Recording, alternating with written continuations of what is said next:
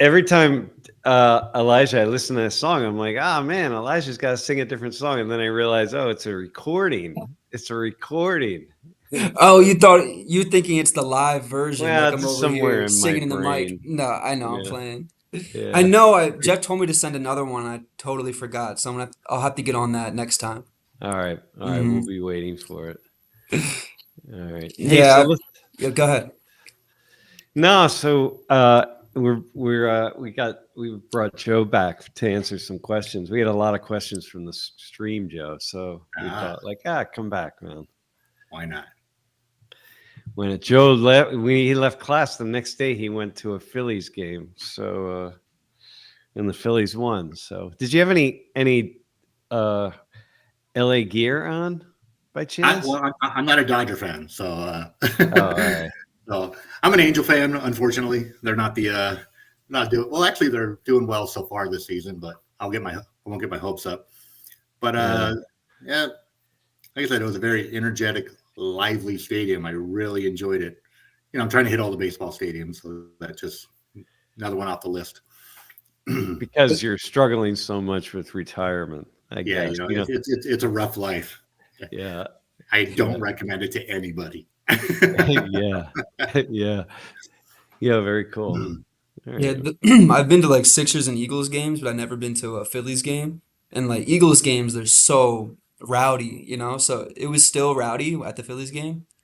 They're passionate about their team. Yep, There was some friendly bantering between Dodger fans that were around me, but that's fun. sometimes I felt the Dodger fan or they felt the Dodger fan said things that went a little bit too far, and you could tell they got amped up. And it's just you're just around going, all right, but everybody kept it competitively fun. Right. Yeah, that's what I was gonna say. The competitive juices were flowing, it sounds like. Yeah. Good. Yeah. Well, So and there you were. it was a good time. Yeah. Yeah. That's Hey, great. all How was right. your So time in listen. state college? Oh, you are in state college. No, I said, how was your time in state college? It was good. I people kept asking me like, how was it? And I go, I didn't realize how much in the middle of like, I guess, wide open space it is. And that was like a cool little town and the campus is beautiful. And then, but when you're in Nittany Lion town when you get probably about 30 miles, 40 miles out. You're in Nittany Lion town. Yeah. Yeah. It's Yeah. good. It's very much the territory. Yeah. Uh, Even everything, like, everything around you is we are. So it's good, Yeah. which is a great story, by the way. So On like every car sticker, I feel like yeah, on the back. Hmm. I hope people understand the value of that. I do. I really do. Like I hope it's not just we just say it. I hope they understand the background and the value of that. I think most people, it's sort of like there's a series of stories that come up every few years. It becomes really like a centerpiece kind of story, and then people are reminded of what that is or where it came from. Yeah. Where did that come from again? Go ahead, Joe. Do you know? You want to say it? So I don't know. I won't know any names, but I know years in past they were going to play at. I don't even know which team they were going to go play a team. Play the Cotton Bowl. Yeah. And they had a black player on their team, and they didn't want them to come play. They said you got to basically leave him at home, and they're like, no, we are Penn State. We either all go together or we don't go. So it's just that. Yeah. It's the such a value cool in the story. world. Yeah, it's just the value in the world. I think sports are one of the leader in just bringing people together and just understanding that team, and doesn't matter. It's basically all on your accomplishments and how good you are or aren't. Doesn't matter what you look at. And I think everybody understands that concept. Too bad they don't apply it to the real world a lot. Well, ironically, sports is a thing that both brings people together and divides us at the same time. It has so much power to pull people together and create enemies. Like, oh my God. Yeah. Yeah, because like you said, people don't get that little like that friendly competitiveness. Like, hey, yeah, Yeah. we're going to do the best we can, but but who knows? We did a class maybe about 5 years ago, 6 years ago, right before COVID.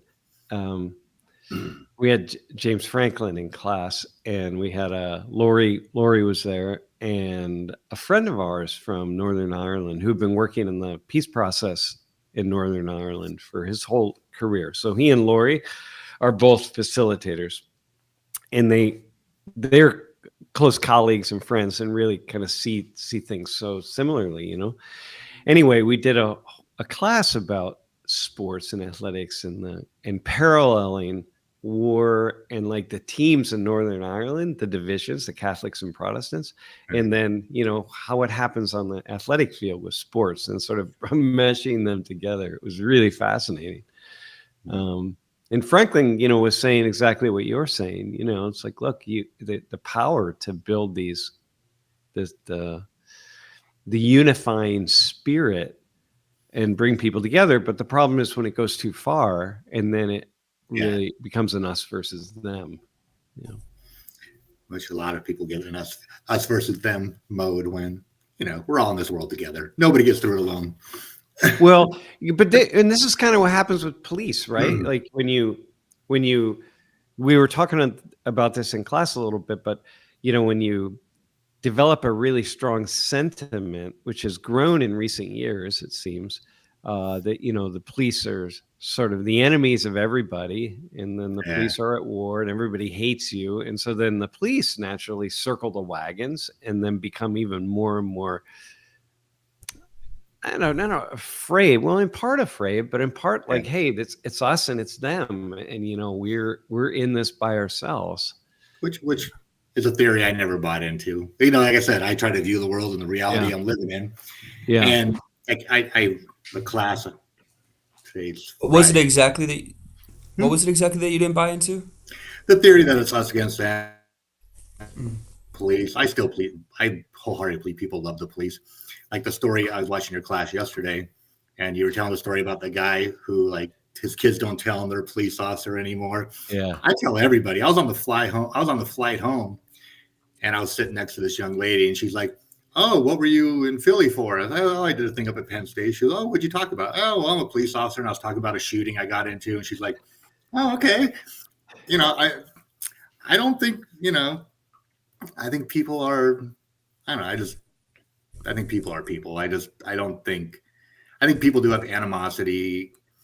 I think there's a very small population that really maybe have a lot against the police, but I think the majority of the people are just trying to get through their day, and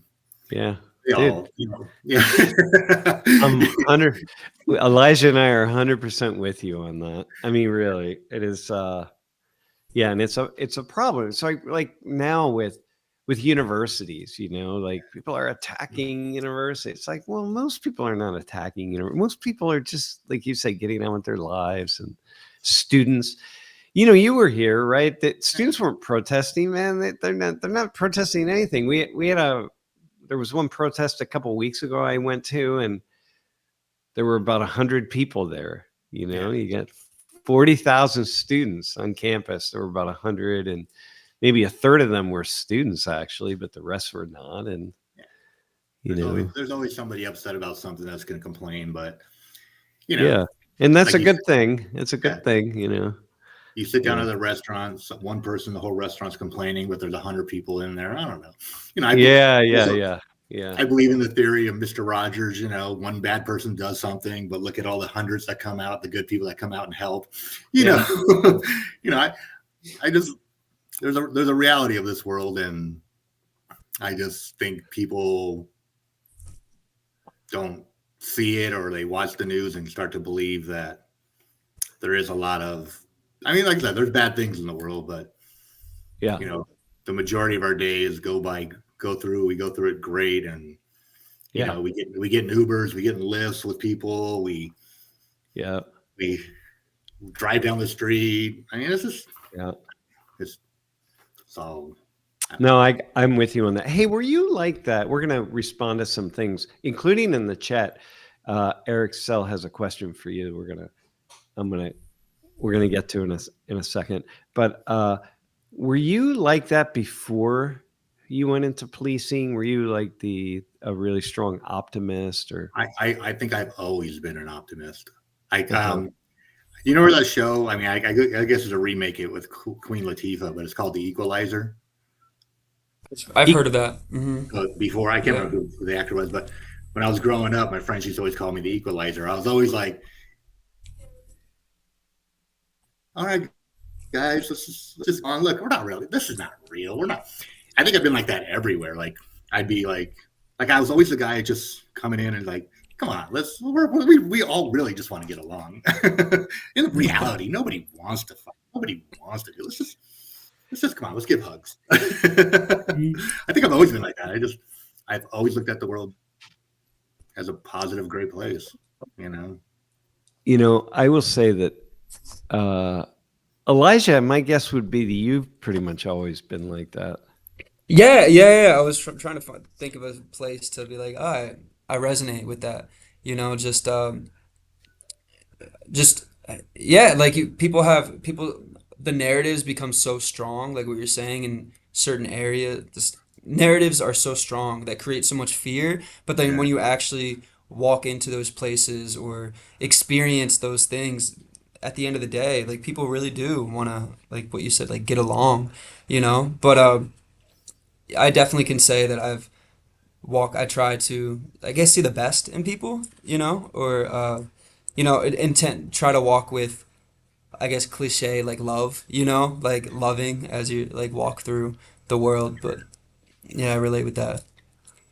Yeah. So I think I just always been like that. Yeah. I can't remember a time where I was. And like I said, even when I was going through my depression and stuff like that, I think probably being so positive is part of what got me through. But I just even like going through the worst of it, I still thought the world was great. I just wasn't sure I wanted to be a part of it. Yeah. Yeah. Did you have that same optimism, Sam? I think Growing so. I growing up, definitely. One of my nicknames was Smiley. I had a lot of That nicknames, explains but yeah, one was Smiley. And that was and then I think of what happened was, when I got to the place where I kind of discovered some more nefarious things that were happening in the world that I didn't really discover until I was in my early 20s. Yeah. And then that was tough, man. I went into a really kind of I was still the smiley guy, you know what I mean? But I had a kind of inner rage inside of me that there's some rough things. There's rough things that happen in the world every day, and a lot of people don't see it, but also I still think it's such a small percentage of the world. It's just, I guess I just 95% generally just wants to get through the world and are okay, and then you have this 5% are just. Well, think about this. So here, Joe, think about this. As a cop, right? I'm looking for my phone. Hang on. Imagine that. So this is the police, right? Yeah. The phone call comes into the police, and every phone call that comes in is a problem. Potentially a real serious problem. Like every time the phone rings, let's just imagine it's my cell phone. Every time it rings, it's something that's very problematic, potentially very dangerous, hateful, or something bad that's going on, right? Every single time my phone rings. Man, so being a cop, the call comes in, and I remember, in ride-alongs with cops, like you hear the beep, beep, car so-and-so. It's like, you wait for it. It's not happy. It's not coming in like, hey, congratulations. You just earned 15 minutes to go to McDonald's and buy a milkshake or whatever, It's something that's coming in this bad. You get your opportunity to go help somebody and make the world a better place as best you can. Okay. But that's the thing. Go ahead. But like you look at it and like I've always told this people, like they go, why are you so positive? I go, well, every time there was a bad person doing something, they were doing it to usually a good person. So that's 50-50. You're right there, 50-50. Yeah. And then I have the thousands and thousands of people I drive by every day that just want to be left alone. They don't want any interaction with me. I personally don't want any action with them. If they're not doing anything, great for them. I don't want to bother you. So that's another 40% of people. And then you have the 10% or so you are dealing with, the bad people, or like you're arresting. Some are just victims of circumstances trying to survive. They're not really bad people. They're doing bad things, but not bad people. And then you get to a point to where it's like 1%, 0.5% that are real, like, yeah, this person doesn't need to be walking the streets ever. This person is like dead in their eyes, they're gone. Or even less than that. Yeah. So if you look at everything, like I said, generally we're living in a great space. Like overall, we're living in a great world. Well, if you look at it like that, absolutely. And there's no reason not to look at it like that. Yeah, and even then, some people, like, even though I don't know the story of Keisha, I don't know why she did what she did. Maybe she was having a bad couple hours, and the other million or hours she was alive, she was a great human being. I don't know. Whatever caused her to do those things during those hours, maybe hopefully the system is helping her to get to a better place where she doesn't have those couple hours again. That's all you go for. Yeah, dude, that's awesome.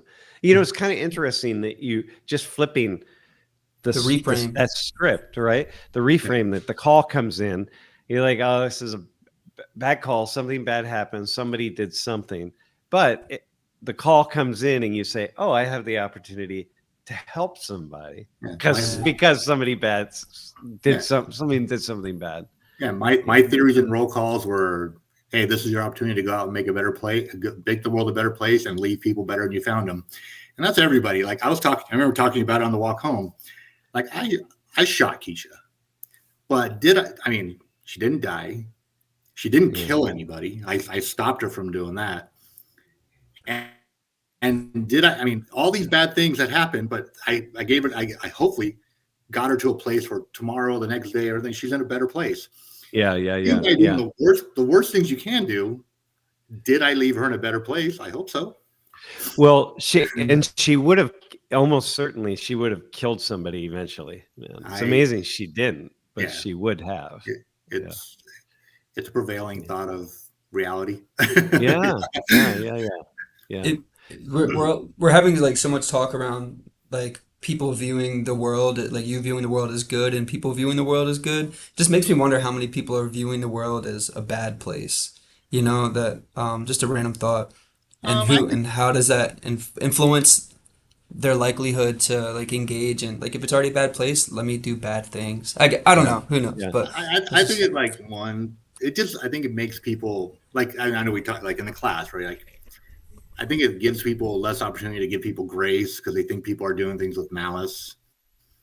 I think people are just out there trying to benefit themselves, but not like, I don't think they're like, a lot of times I don't think they think about they're hurting somebody else. I think it's almost self-preservation. Like I don't know, somebody has an affair. It's that self-gratification, but they're not thinking about the person they're hurting. Right. I think it's just, I know it's malice acts, but I generally don't think people have a lot of bad. I know people do bad things, but I think very few people know have bad intentions. Yeah. I think it's more self gratification, self-preservation. Yep. Like, I need to rob this store because I need to get something. I need to eat, or I need to, I don't have. I'm trying to, this whole, I try to keep up with the Joneses, or, it's just, or I feel, I don't feel the world's doing me my justice. I don't know, but I know it comes from a weird place, but. Well, listen, no, but here's the thing, right? So right now,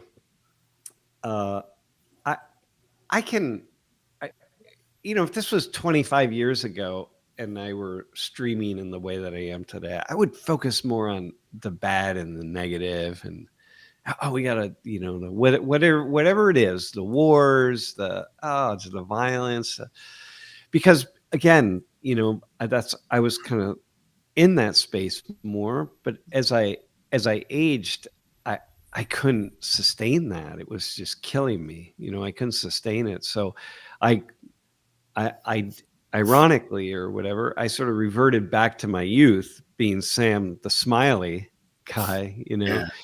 and the optimist and the positive thinker. And now I can do it, right? But I let other people do it. If you want to read about the wars and the violence and the this and the that, it's fine. There's no shortage of stories and videos and so on where you can find all of that. So I'll tell you one thing. After the shooting, where I got to a place I got to a place where I was trying to fight every battle on social media and stuff. Finally, I just had to get off it. I'm like, I can't do this no more. So I shut off all my social media. And then I just got to a place where, as long as my world's okay, there's a lot of stuff happening. I'm just like, yeah. I'm not, because I'm not claiming to be the smartest guy in the world and most thing, but there's always two sides to every story. Everybody writes their own story, and I don't know every side. I don't know. I'm not smart enough to know the best outcome of what's happening and who's right and who's wrong. I mean, I have my opinion, but I also don't trust my own opinion. I'm very judgy. I'm very right. That person does that, but I know enough to know that I'm fallible and I'm wrong. So even though I have opinions on stuff, do I trust my own opinion? Do I think I'm that smart and I'm right? No. Yeah. That reminds me from about one thing Sam said in a few office hours ago about catching himself when there's a narrative and being strung into it, But so it sounds like for you, you'll take an information, and it sounds like you're catching yourself to not fall into it. There's more perspectives to this than just that. Yeah, and I do that. And I do that with everything. I'll be like, oh, and then I'll be like I don't know. I have a thought process to everything. It's like, oh, well, that could be. And I try to go through and think, okay, well, this person could be thinking that person could be thinking this. Well, and who knows who's right? I don't have enough information to decide. Yeah. Right. Yeah. Right. Which is really tough.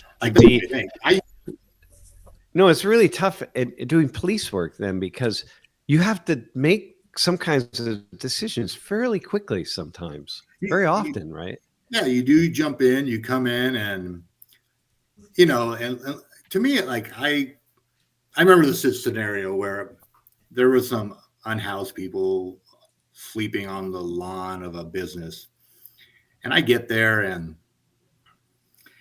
I roll up, and I guess before I got there, some people came out and possibly battered them, and there was this big old thing. So I get up and we separate everybody, and I'm talking to the unhoused people, and they're like, oh, well, you cops come in and you handcuff us and do all this and this and this and this. And I go, that's funny, because I don't see you in handcuffs.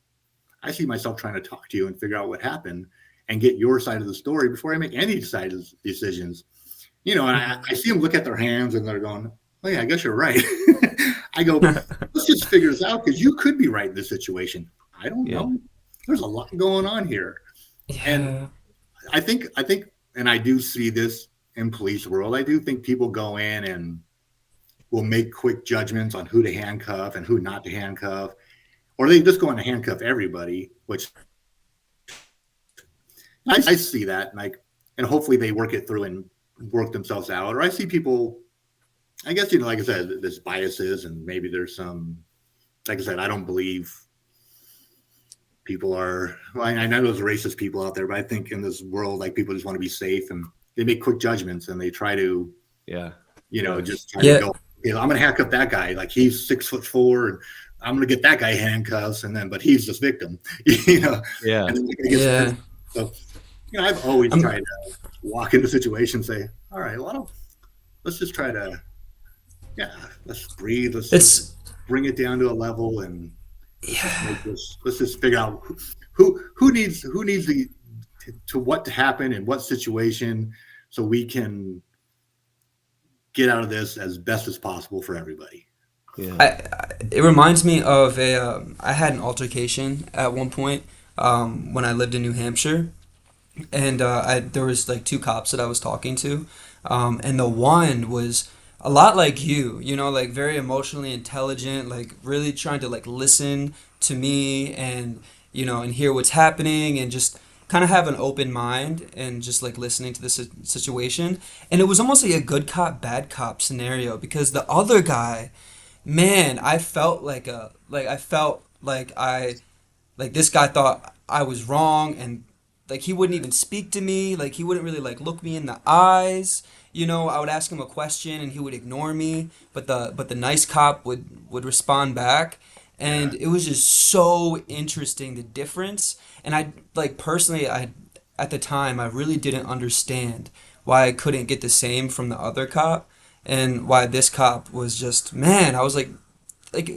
great guy, And, you and know? And and the problem is I'm we don't know why he couldn't because who knows what that guy was going through. I mean, he might have had a bad right. night. I mean, nobody knows. Yeah.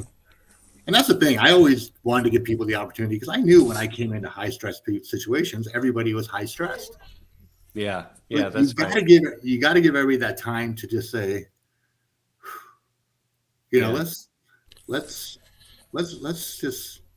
take a beat. Yeah. Yeah. You're right. You don't show up anywhere.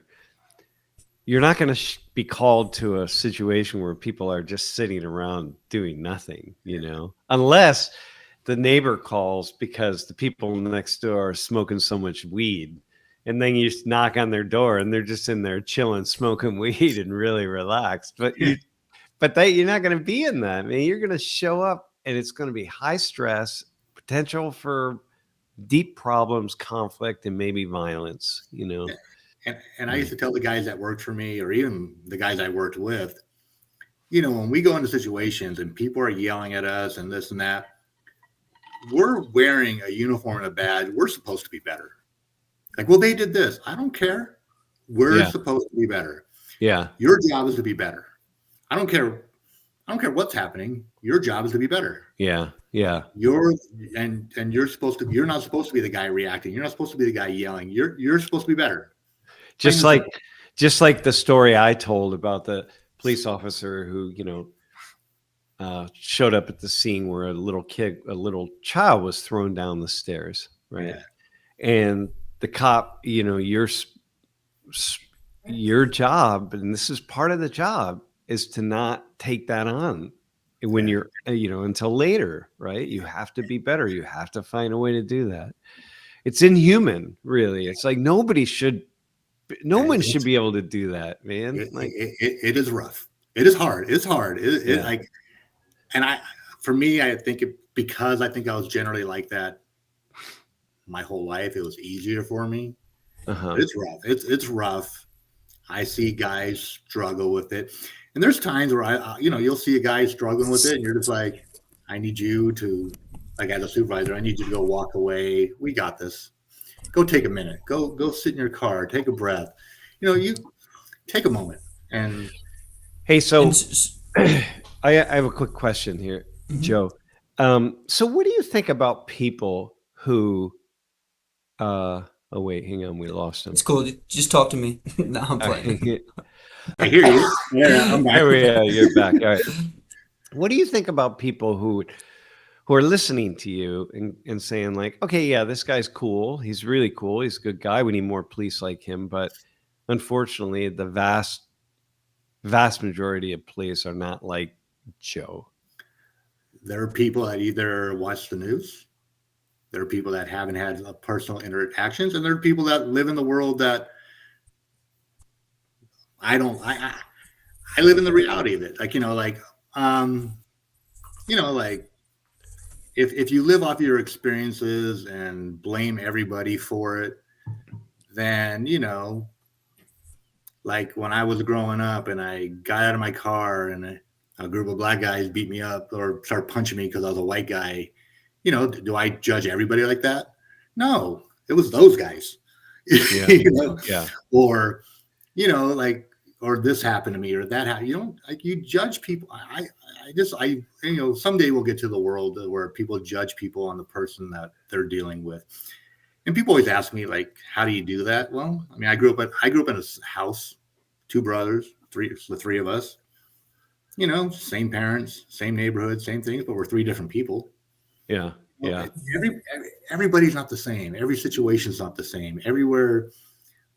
You know, so I just think people that believe that, I think that's the way people are. I don't even blame people for thinking that. That's just, you know, So you can't outrun your trauma all the time. You can't run out your experiences. You can't outrun what you saw. And, you know, yeah. so Yeah. So for you, I would say that's my opportunity if I ever meet them to hopefully give them a different perspective. yeah, yeah, yeah. Because, well, this is the thing, right? I mean, my way of seeing the world, or my way of understanding people, Yeah. changes when I spend a lot of time around those people. You know, Yeah. so I remember I can just go through a list of things in my life, right?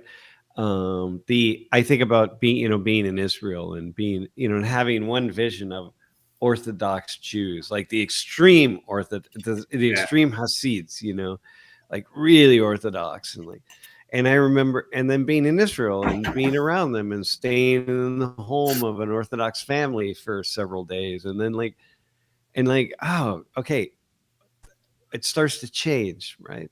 And then, being wherever I go, everywhere in the world, it's just when I spend time, it starts to shift because I'm up close and I'm seeing things. And that's been true. That was true at the police, for me, right? And I go around, I always say it, like people say, oh, we need to do this for this community, and we need to go this for this community, and we need to do this for this community, which is even if it's positive, it's a very biased view, because who knows what's going on in that community? People have different aspects. I say we try to do a lot of blanket solutions for individual problems.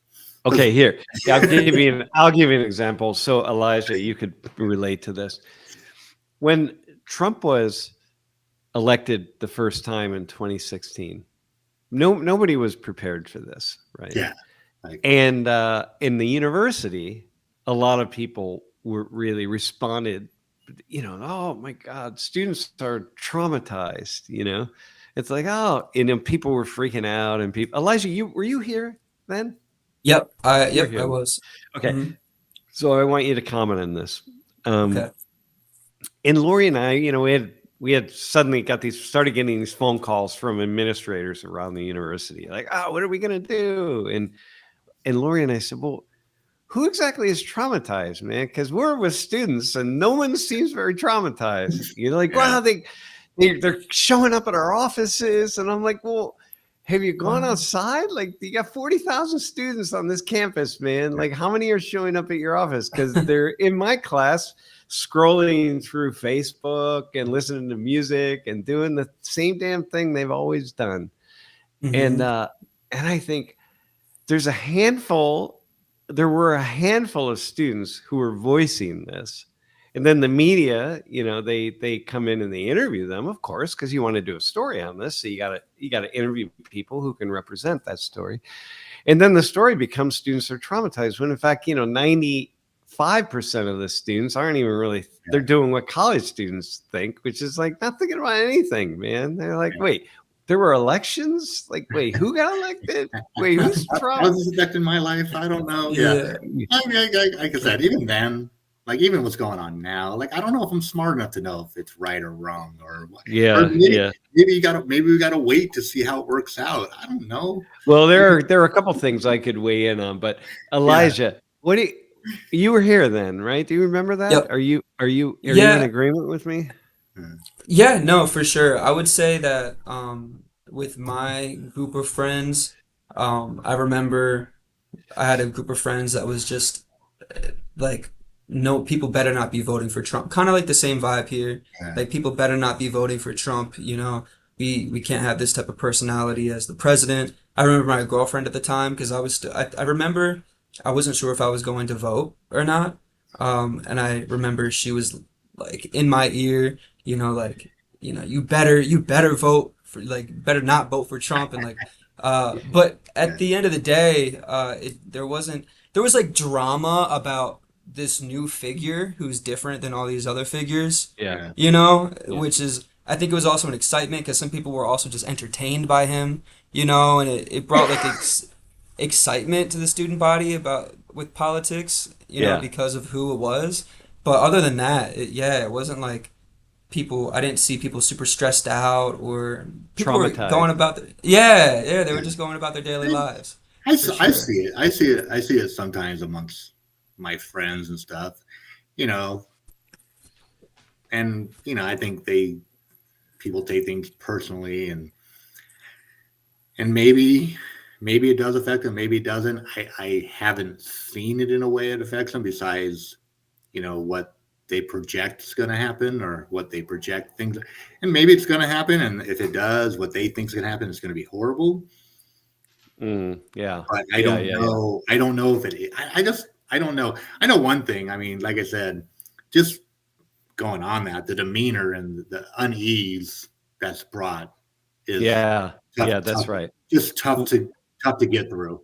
Yeah, well, that's probably the biggest struggle Yeah, right there. Is yeah, it brings an unease yeah, because, and then yeah. there are certain things that are just, wait, what just happened? Like this Yeah. when they deported this innocent green card holder, down to El Salvador, man, and found out that he's innocent. He hasn't done a damn thing. He's not broken a law, and they've not given his habeas corpus. He wasn't able to stand in front of a judge, anything to say, wait, it's like they pulled somebody off the street, threw him in the back of a van, took him to an airport, and sent him to another country and threw him in prison. I'm like, dude, it's like, shit, if you get away with that, you can come into my classroom and take me away in handcuffs and send me down to El Salvador. And I think that my brother and I had a discussion, and like I say, he's like, "What do you think of this?" I'm like, "I don't know the story." So I try to research and stuff, and Yeah. I see so many different angles of even that story you're saying, and I'm not sure. I read he was detained in the Biden era, and he just was like he was just being detained, and eventually they said, "All right, we're going to send you." So, or was he caught off the streets? I don't know. I can't find the exact story, and what's people just saying things, and what's the reality of the story. I haven't been able to figure out what's the real story of that yet. So, well, this it's is tough. yeah, that's right. Well, this is one of the really good things about me live streaming, because it really does force me to have to be much more thoughtful to facts and stuff than not. And that's a good thing. I don't want to just say like random things. I listen to people a lot of times just in media, just saying really random things. And I just think like, nah, I don't want to do that. I'm hey, seeing all these things pop up on the side. I'm like, what's yeah. Nah, people send me these things. videos. Someone just sent me a video of this guy rambling, talking about this. It's just talking about where we're at and what's going on. And I just thought, dude, you haven't said, you're getting emotional, and you're bringing up emotions in me. I'm listening to your words. I only listened to it for about 4 minutes, but you're bringing all these emotions up in me, but I'm like, I have no idea. You haven't said anything that I can say is true. You're just saying things. But in any case, hey, Jeff, how about a couple questions that we all right. All right. Joe, can you read that? Let me fix my screen here because I'm only getting half the question. There it is. I had to take out the chat to read.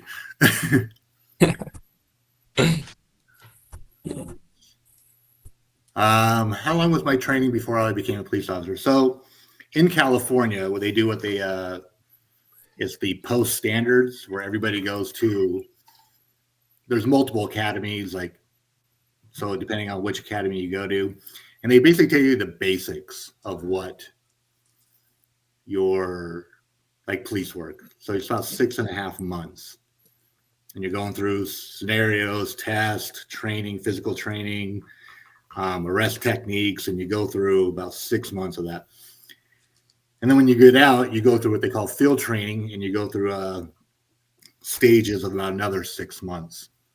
And then, and every agency is different. So for us, it's like 6 months, you go through it, and then you're out on your own, and then you're there. So it's about a year altogether, roughly. And then you're training constantly for the rest of your career. You got to go to multiple updates every year and a half.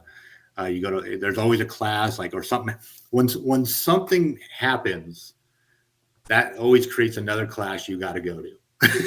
So you're always going to another training. So like when people say, oh, they're not like, oh, there's biases. All right, police got to go to bias training every year. So now you're going to bias training every year. Or, oh, somebody didn't talk somebody down. Now you got to go to de-escalation training. So then you go to, so as I went through, you go to more and more training, and then you go to a lot of trainings on your own. Then you like, you're always, it seems like you're always going to some kind of training. Yeah. Yeah. Police say often people will talk about, the police need to have more training. And I think, man, the police are training all the time. Yeah, it's interesting. And then, sometimes you just go and you're like, this again. But, and some of that happens on your own time, right? Oh, yeah. I actually also signed up for a lot of trainings just to go. Because, you can always try to get better. You can always try to be better. I mean, I was laughing. I didn't realize I'm still on like some email threads where I still get like updates on case law and training. I'm like, oh, interesting. I still read it. Oh, go ahead. The second part of that I started as a police officer, went to a senior police officer, which is like a training officer. Then I went to detective, and then I ended up as a sergeant. So that was the other quick answer to that. What determines like the effectiveness of training? Like when you get to a training, like do you come out of it? I think, because I know you said, I guess that's a question like everybody. What determines the effectiveness of when you go to a class? How much you pay attention? True. I would find one of my biggest frustrations were, like, when you have to go to classes multiple, or just like, you get people that instruct it. Sometimes I felt like the instructor didn't buy into it. Like, oh, here we got to learn about communication. Yeah. So it makes right away, it just turns you off. You're like, what are you doing, dude? Communication is that should be like the main, like if any officer learns anything, like communication, because like we were talking about it, and people say, well, I got to do what I got to get through to get to the end of the day. I got to get home safe. Well, you know what? If you're not polite, if you're not kind, if you're not treating somebody with respect, yeah, you might go home safe today. But you know what? When I show up tomorrow, because of the way people look at the world, they don't know it's Joe. They just see another guy in a uniform.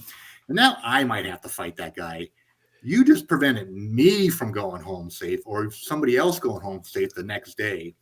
So not only should you think about you going home safe, you should think about the next guy and the next guy and the next guy. And that's why, like, you should try to be as positive and nice and to people. I mean, just I get through your situation. And even if you have to get rough with somebody, or you have to do something to get to that point, 9 times out of 10, you're going to spend a couple hours with them, booking them and going through the process. Bring it back down, talk to them, get to a space, find something in common with them that you can chat with for an hour, and just get to a point where like where it just became like, I'm not even say a positive experience, but not a negative experience. Yeah. Because like I said, you're hurting somebody tomorrow, possibly. Yeah, listen, and not only that, but when you are hurting somebody, if you're a cop and you're hurting somebody, those are citizens, and your family members are citizens, right? You're still a citizen when you take the uniform off. So what you're doing is you're creating this bad energy for everybody. And like I said, even after like I said, you don't hear the conversation, but even right after like the shooting and Keisha's lying on the ground, and the first unit called up, and I'm like, I need an ambulance. I'm like, hey, how old are you? And she's telling me her age. I'm like, and she's like, I'm bleeding. I'm like, I know, ma'am, we're gonna take care of you. just relax, and we'll get somebody here to take care of you, because it's over now. Like, it's over. Like, things happened, and now. So in other words, you were talking to her. Yeah, just trying to get her to come and level. Just make sure she knows she's going to be okay, and somebody's going to come take care of her, because, like, like, my job is to stop whatever I needed to stop. Yeah. But then your job is to take care of people again. Yeah. It's an impossible. If how I did it, I can't. People ask me, how were you? I don't know. I think it's just it really is makeup anyway. My it really is great. it's an impossible job. We're asking human beings to do something that's absolutely impossible.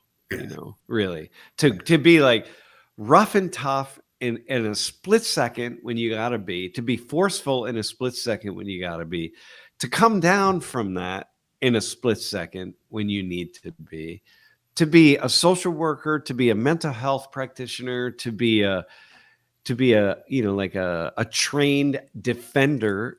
It's just like, it's insanity. And even to recognize things, like, people always say, well, why did that guy keep fighting? Why did he do that? Well, it's hard to recognize when you're in the fight if somebody kind of like protect themselves or not be in pain, or if they're still fighting you. It's hard to recognize that. You just feel the struggle. Yeah. Like, they should have stopped. Well, should they have? I don't know. Well, like sometimes I see videos of cops who they have somebody on the ground. It's a couple. Let's say it's a couple police, and they're trying to get their hand behind them, so they can put cuffs on. And people, they resist, right? Yeah. And the cops are like, stop resisting, and the people keep resisting. And I think, wait, I see this too often to understand that what's really going on here, because it makes no sense that people would keep resisting. Just put your hand around your back. You're done. You're not going to get up. It's the world we live in, that people believe cops are going to hurt me. Cops are going to kill me. So there's self-preservation. I just want to be here. They're going to do something to me. I got you. I want my hands in front of me, like this. It's a sense of fear, and then the cops are fearful because, like, oh no, his hands are being hidden. They're trying to do something to kill me. And everybody lives in this world of fear that that causes bad decisions to be made. So sometimes you just got to recognize that. I don't know. Like I said, sometimes you just got to get to that point to where, like, okay, we're going to get this guy, or sometimes maybe, okay, I don't know, because there are chances that guy has a weapon. He's just going to roll over or try to get something and shoot. Yeah, for sure. You don't know. Yeah, for sure. Sometimes like, I've seen situations to where, like, you're arresting somebody and they're wearing, like, I don't know, it's a young lady wearing a sports bra and some tight, I don't know, workout shorts, yoga shorts. Like, oh, yeah, we gotta, like, worry about her. Lululemons. I'm like, we gotta search her. No, I'm like, really? Like, where's anything being hid? But yeah, people are so in their training. Yeah, got you. And my thing was, we have training. We have things that are gonna make you safe. We have things, and do you always have to follow it? I don't know. Sometimes you have to, you look at it and you make the best decision to get you safely out of there in that moment. And it doesn't always have to be this way, this way, this way, this way, this way. Sometimes it is. Sometimes you're training somebody, so it has to be this way, this way, this way, this way, this way, so they understand how to do something. And then when they get a little better, then they can sort of relax and say, okay. So there's so many different scenarios. You don't know what you're running into. Like I said, I don't know how many thousands of people I've dealt with in my 28.5-year career. And every single one of them has been different. And every single one of them I try to handle differently. Mm-hmm. And, but some people are, this is the way I do my job. This is the way I'm going to do it. This is the way I talk to people. This is the way I'm going to talk to a suspect, victim, or something. I treat everybody the same. Well, shame on you.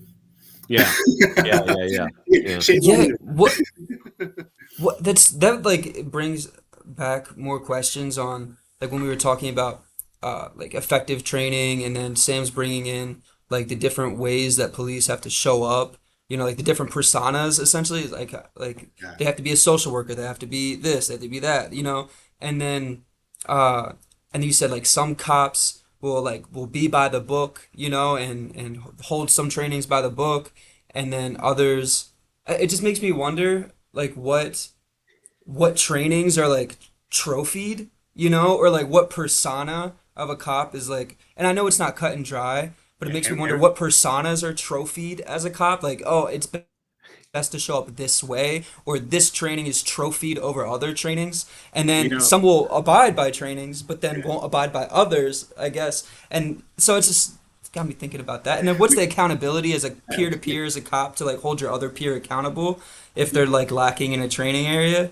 I guess that's where my mind's like going, like all those different places. Yeah, I used to laugh But because like it depends. Like everybody's different. Like you have the guys that yeah, are, your officer safety, and this is what you do, and this is how you do it, and you don't shine your light with my back, and just all this weird stuff. But at the same time, that guy is like chasing somebody down an alley by himself, and this and that. I'm like, where's this officer safety you were talking about? Well, that's brave. You know, um, interesting. they talk about, I know there's like, let's just say the DEIs of the world. Well, diversity, you need diversity. Like I hold high regard, and when there's a situation and it's a intense situation, that macho guy, I want that guy right next to me. That's the guy I want. But if I'm going to deal with some little kid and stuff, I want the person that's not that person. So you need everybody in every situation. The problem is you're going to get them in different situations. But Yeah. like it's just, it's such a, so there is no perfect answer to anything Yeah, because the right. world is so different. You're dealing with so many different situations, and you got to change, and people aren't capable of changing, or they just don't have it in them, or they think, a lot of, like in everybody's story, they're the hero and the person's the villain. So I did everything right and they messed it up. A Yeah. lot of people aren't like introspective, and and Uh, I just hope like, I just hope people can look in the mirror and they said, I made the best, made the best decisions for people today. And I did the best I could. And even if I didn't, I always tell people too, the people you should try to be better than were the person you were yesterday. That's the only person you should ever try to be better than is the person you were yesterday. Yeah. That's good. That's good. Yeah. This is gonna be your new job is like a personal growth, self-help guru, Yeah. you can be like Sadhguru. It's funny. Every once in a while I see a comment up here, and I saw one that, I did want to, I don't know if I can go back. I don't even know who said it, but it was a guy who asked about the tent stealing at, I don't even know what college it was, but it was like a group of people, and they said the cops just stood there. Oh, yeah, right. Yeah. I don't know what it is, but you got to understand there's 2 police officers there. There's multiple people grabbing stuff. If those cops try to fight somebody or try to intervene, it's going to escalate pretty quickly. And sometimes it's just better to let go instead of get into a fight. Now you're pepper spraying somebody, you're batoning somebody, possibly shooting somebody, and creating a situation you don't have to. Yeah. So, or something, and you got to wait for more people to get there to calm the situation. So that's why sometimes cops just stand there. And I know it looks awful, and I know the optics are really terrible. They're supposed to do something, but when a building's on fire and you can't go in there, they go, why aren't the firemen? No, people don't ever ask that. Why aren't the firemen going in? Because they understand fire. Yeah. So that's just, I just saw that and I just wanted to question. I think that's really good. I think it is I have that. I mean, there are things I'm like, wait, why are the police you're not intervening? But you don't want to make the situation worse. Yeah. And policemen, just by showing up, man, the police already, it's, the dial is at a 6. The police show up, it goes up to 8 automatically. Now you only got 9 and 10. And it's like you're only 2 points away from 10. So just like, sometimes the most peaceful solution is just to let. I know it's an awful thing and it's hard, but then maybe if they had 100 cops there, they might have intervened. Or another thing I wanted to bring up that really clicked in my head yesterday. in your class, G said something. I think he misunderstood what I said.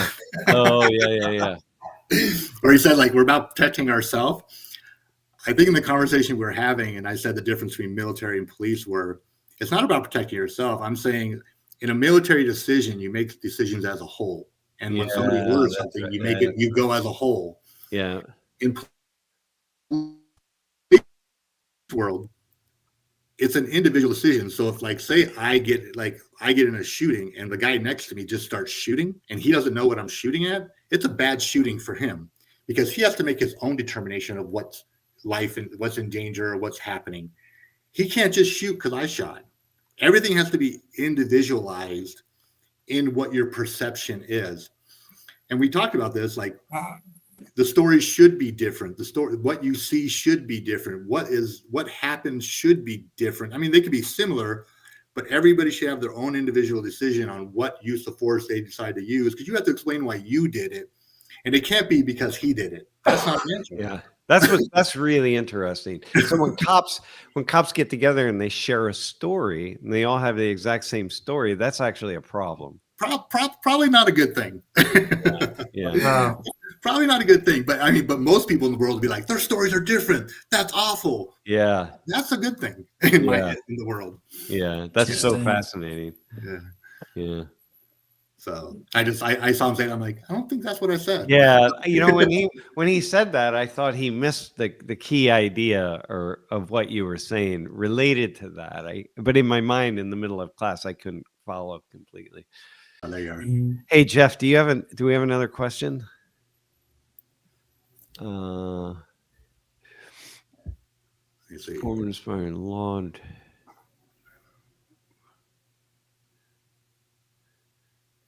Can you read that? Yeah. Is that something that was in your head? Yeah, I mean, it's a very prevalent thought in some. Well, so let's get on the thing of qualified immunity. So I know people should have qualified immunity. No, you know. What's qualified immunity? So qualified immunity, basically, it applies to, it's just like the decision with Trump. Like everybody's like, oh, they gave Trump immunity and this and that. Politicians, police officers, school board members, most people have what they call qualified immunity, where you are immune from being sued for decisions you make in your position. So like if Trump or any politician or anybody makes a decision and it doesn't go well for somebody, they can't sue and say, hey, you didn't do this, or it protects people from being comfortable making decisions. Like we send a drone over to South Sudan to kill one of the militia leaders, and then we kill a car full of civilians. Yeah, and then Trump, who ultimately made the order, you can sue the government. Yeah, so we can't take him to the government and say like, hey, you can sue the government, but not Trump. You can sue the city, but individual, you are protected.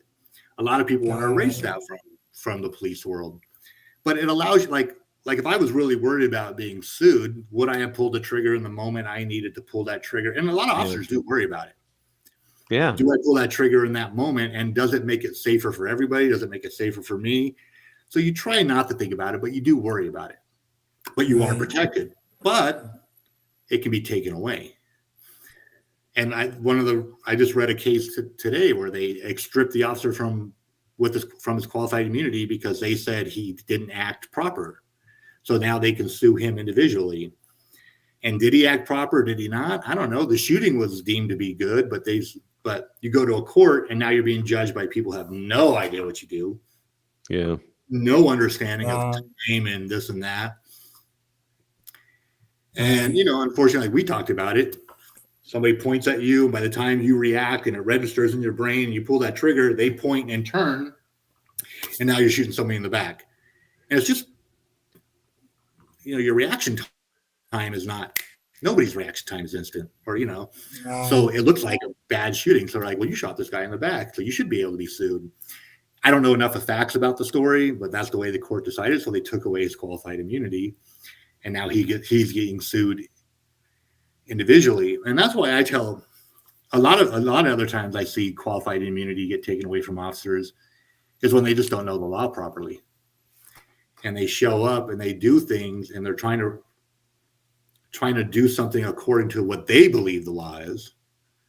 The police. Wow. Yeah, I tell you what the police think the law is, and they've read it wrong, they interpret it wrong, so now they're acting illegally, and Right. it's like their qualified immunity takeaway, where you can be sued individually. So it's Wow. but overall, yeah, people worry about being sued.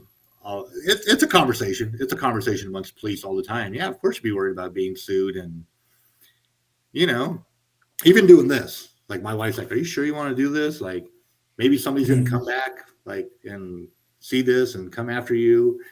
Do I worry about it? A tinge. I mean, I probably didn't really think about it until she said something, but Yeah, you're just like me, man. Yeah, you're just like me. Lori's like, dude, do you really want? Yeah. So what's the problem? And then I start thinking, wait, hang on a second. What? yeah, but I mean, I everything works out positive. The world's beautiful. Except when it's not. Yeah. Exactly. But this is the idea, though, is I think what you're saying is, but have a certain if you maintain that principle going forward, you're not saying that's true. The world's not all beautiful, but that's just an orientation to try to keep because like I said, even when bad things happen, there's multiple people that are out there trying to do something good to help that. So in general, like on the scale of things, the world's pretty okay. And, there are people out there trying to make the world better daily. And how you doing your piece is how you do your piece, Yeah. If I'm like, I was at dinner the other day and we were in some little place and I saw some lady walk in. It was just freezing outside, and you could tell she was unhoused, and she was just trying to find a place to be, and we're sitting there eating. I'm like, why not buy her dinner? Why not buy her dinner? Why let's make her moment like, and that Yeah. your little piece in the world, Yeah. Why not? Yeah. I like that. Hey, that's cool. Okay, Jeff, you got another one?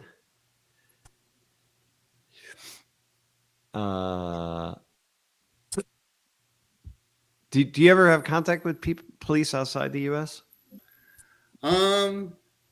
Me personally, no, not very many. No, I've met a few guys just through at some trainings and stuff, but not really like real big deep conversations. Like just guys like at trainings where we've interacted, but nothing like deep. Like I wouldn't say. I have a friend of mine that does it. He goes all over the world, and like he loves it. He goes and trains and talks to people and does his piece to bring, like, I think he has a very similar view to the world and policing as I do. And he's out there, I feel, just making the world great. Doing his piece. So is he's like a retired officer that travels, or he used to work with me in LA, but now he's in Minnesota, and he's part of organizations and goes speaks all over the world, and he does his piece that I really hope, from what I see and from what I know of him, he brings positivity and good views on how people should see, or just different perspective, or hopefully a wider because of all the traveling. Yeah, he just gets out there and exposure. So he's doing a lot, but me, I feel a lot. Yeah, and I just feel that sounds like it'd be so beneficial for just because it's beneficial for anybody, but I can imagine like as a cop traveling to different states, like looking at different programs and how how they're like executing whatever they need to do. It's just I'm sure that's because it's all and like the training's not same across the country. Yeah. Like, let alone across nations. Yeah, right? It's like, so different. Yeah, it's just like so many things are different and views, and sometimes you're just dealing with and everybody has their own scenarios and things you're dealing with and different rules and different laws. And so like I said, you can see something that happened like across the country, you're like, oh, and then people are like yelling at you, and you're like, yeah, we don't do it that way. So, but people don't understand that. People see a uniform, and that's what they see. Yeah. And Right. when I grew up, and I was like this little kid wearing like mohawks and this and that, and they wouldn't let me into Disneyland.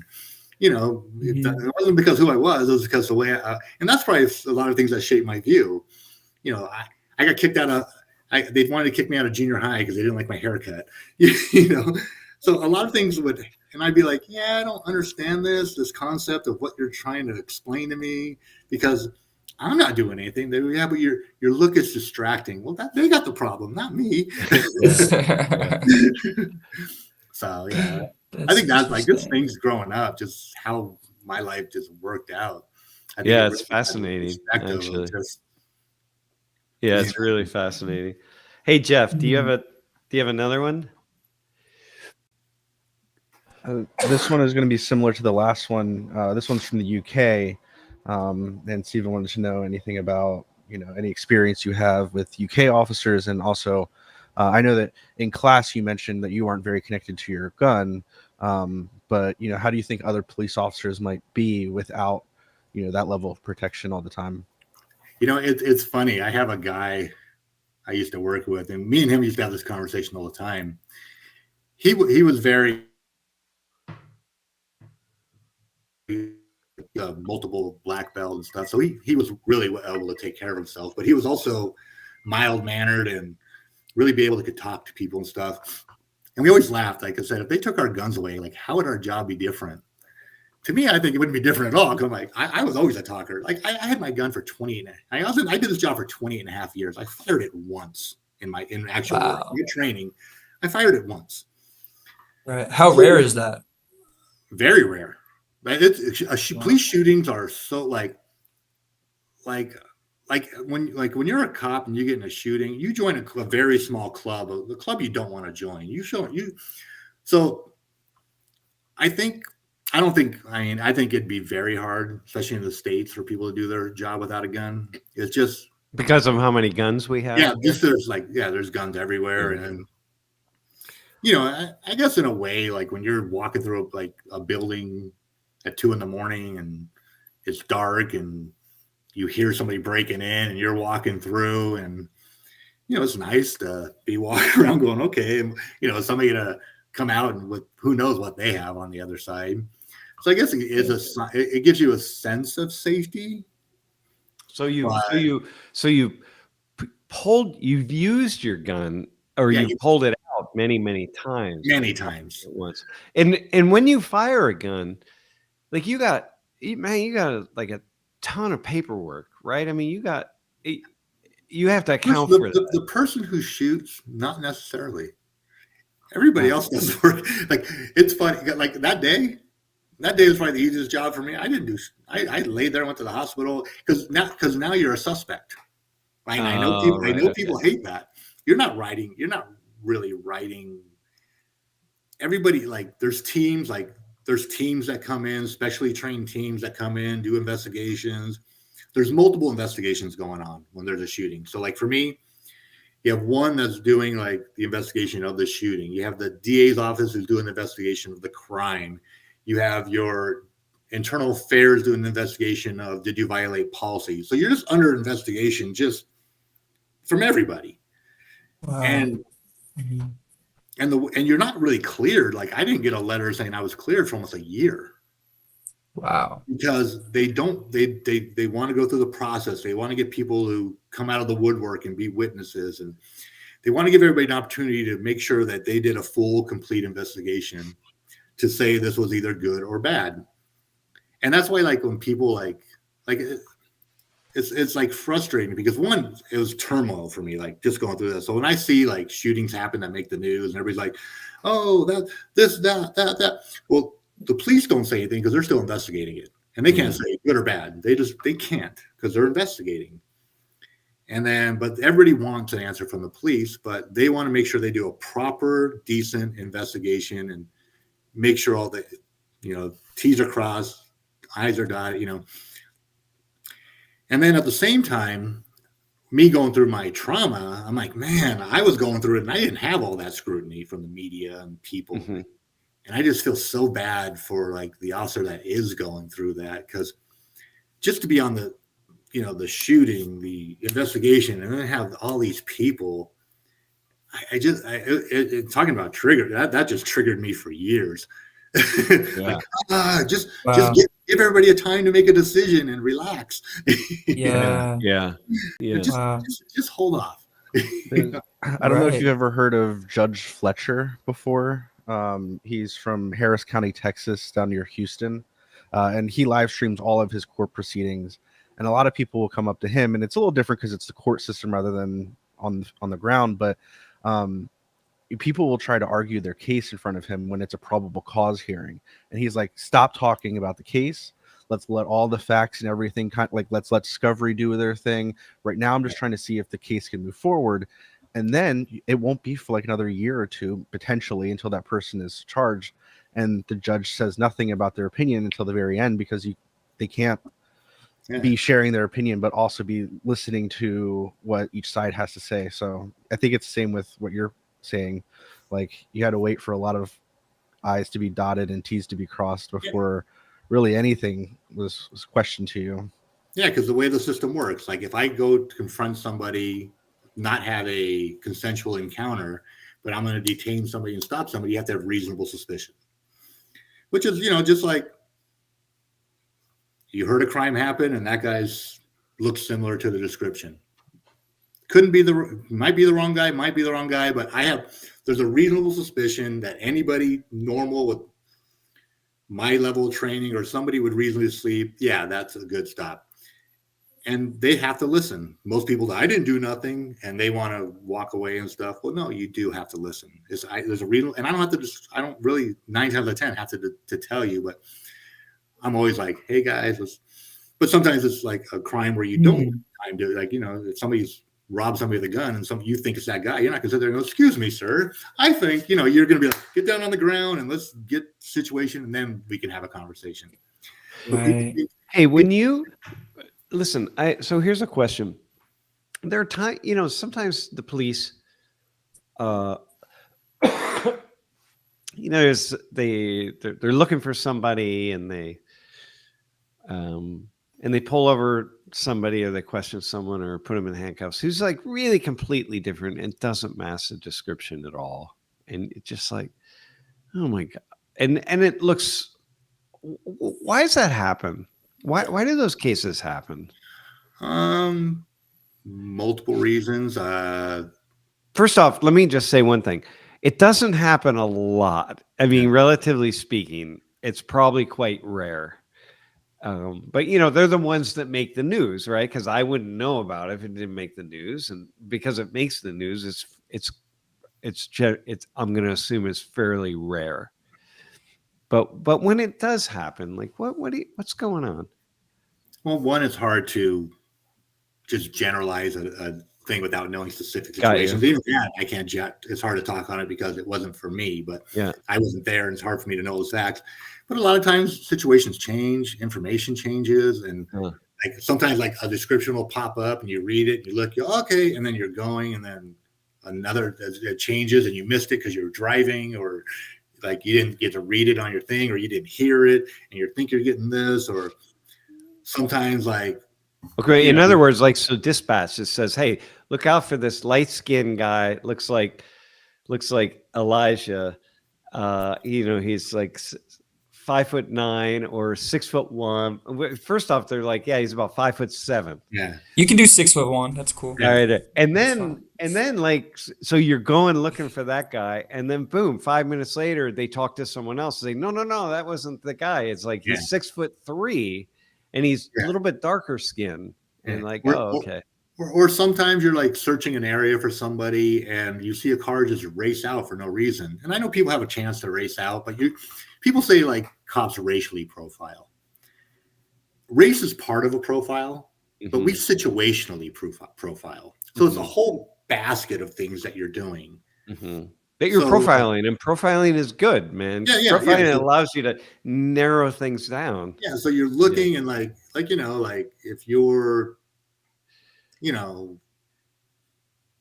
like I don't know, like when I used to work in like some of the project areas, and you see like a white female in a BMW cruising through, you're like, yeah, that doesn't normally happen here.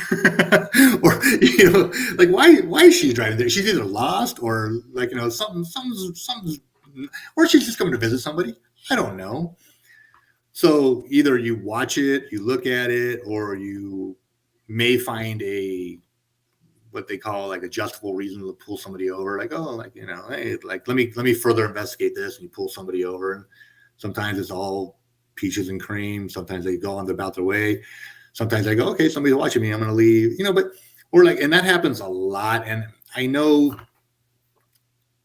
or like sometimes you just get a call. Like I remember I used to get a call all the time, like, oh, there's this, like neighborhoods or people or around. Oh, there's this male black over here doing this. Well, they didn't seem like they're doing anything wrong. And just because somebody calls doesn't give you reasonable suspicion.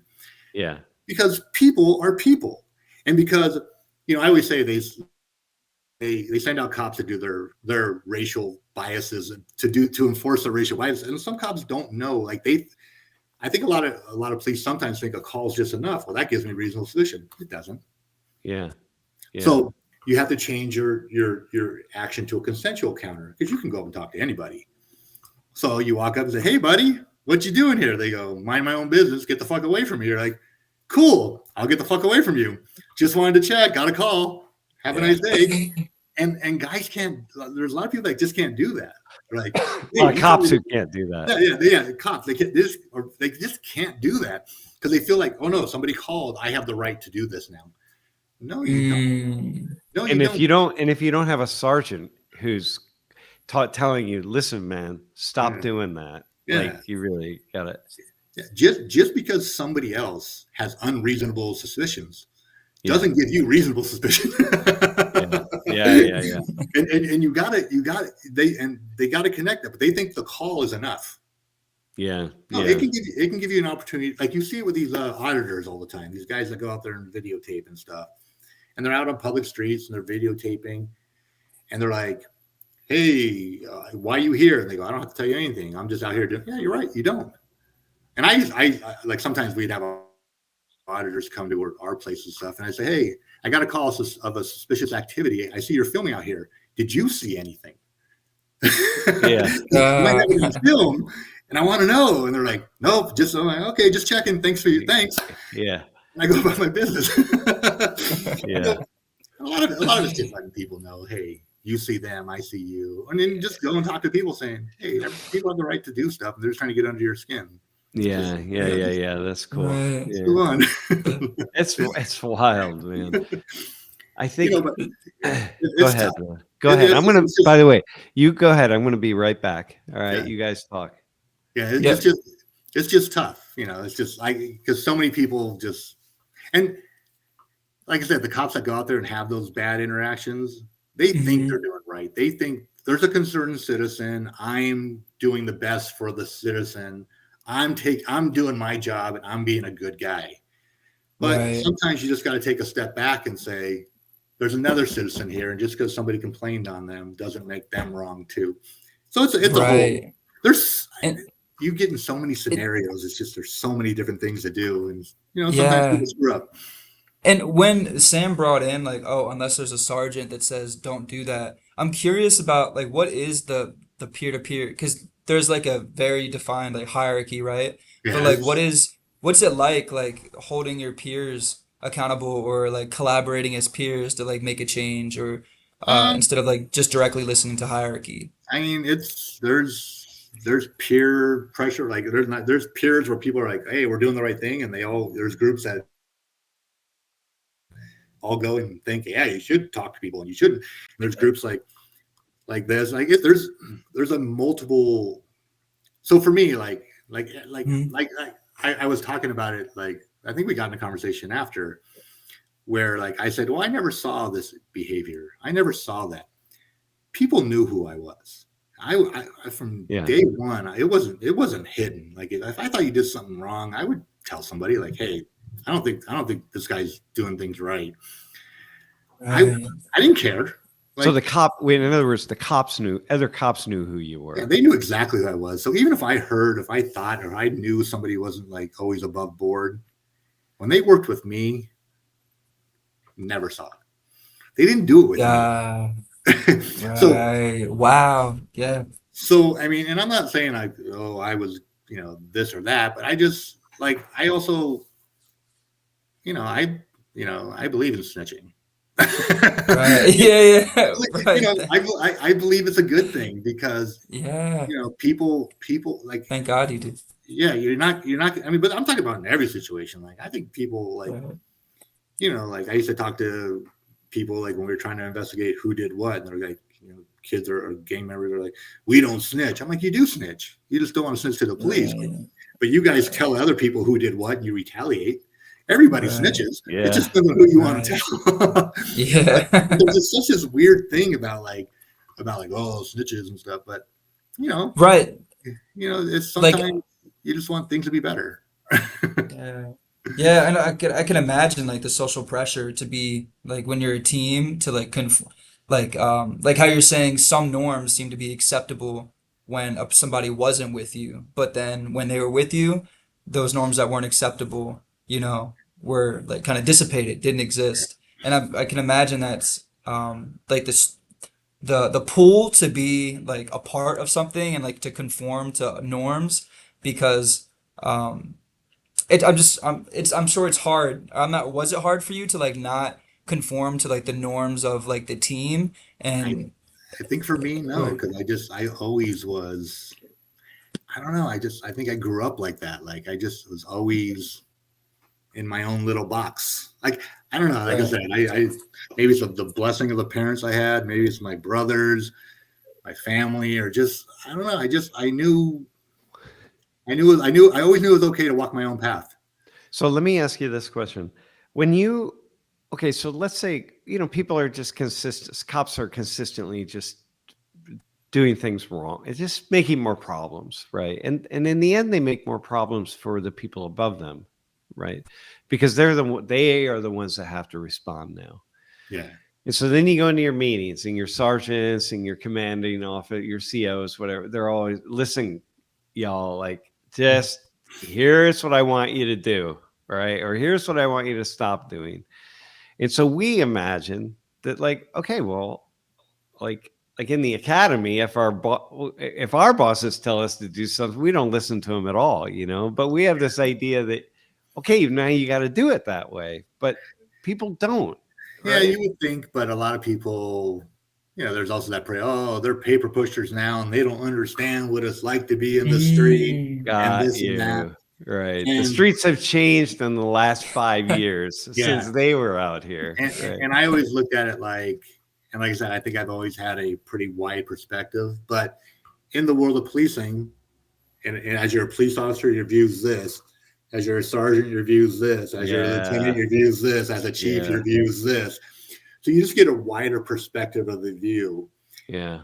And if people can relate their view, instead of just like a lot of people do this, do what I say. But sometimes these guys, like I worked with you 10 years ago, I saw what you did, but your perspective changes. Yeah. No, listen, in universities, it's when you become an administrator of some sort, right? Yeah. So I'm a professor, but if I become the chair of my department, suddenly, oh my God, okay, hang on, listen, all the stuff that I used to do as a professor that is annoying as shit to lots of people, is like, stop doing that, right? Yeah. And then you become the associate dean, then become the dean, and all these things become so problematic because you see them. And sometimes, like, I still break rules, right? Because I'm just a rule breaking kind of guy. I try not to, but it's in my chart. It's in my astrological chart. It's just what I do. But I'm Everybody always values rules that apply to them. yeah, but I constantly take the position of the administrators above me because I've done enough administration to know, like, oh my God, what a headache that is. So now when I break rules and it's a problem for somebody, I apologize. I'm like, listen, I'm sorry, I didn't mean it. It's like, oh, I'll try never to do that again. But like, in the past, I didn't apologize because I was never an administrator and I didn't understand.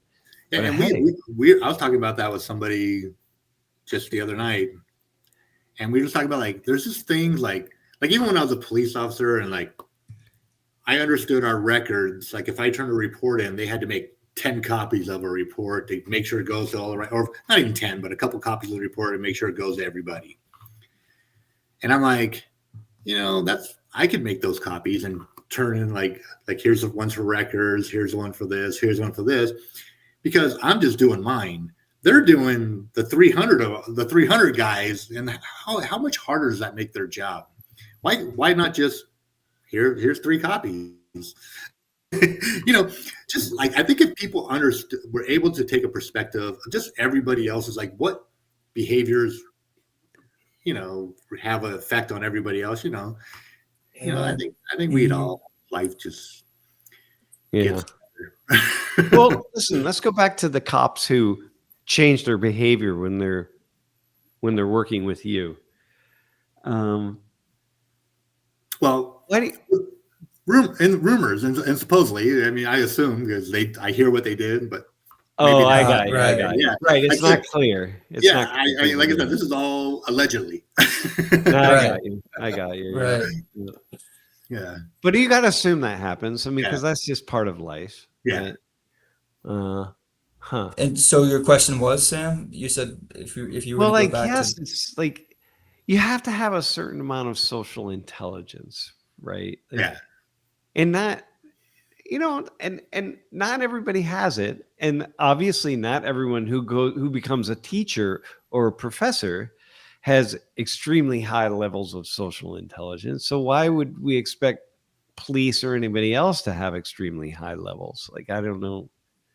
We wouldn't, right? And that's what's beautiful about today, and even younger people, or probably people that you teach and the people I think there's a more value on social intelligence and being more lighthearted and understanding people. At least I see it more now. There's more conversations about it. People are more open about it.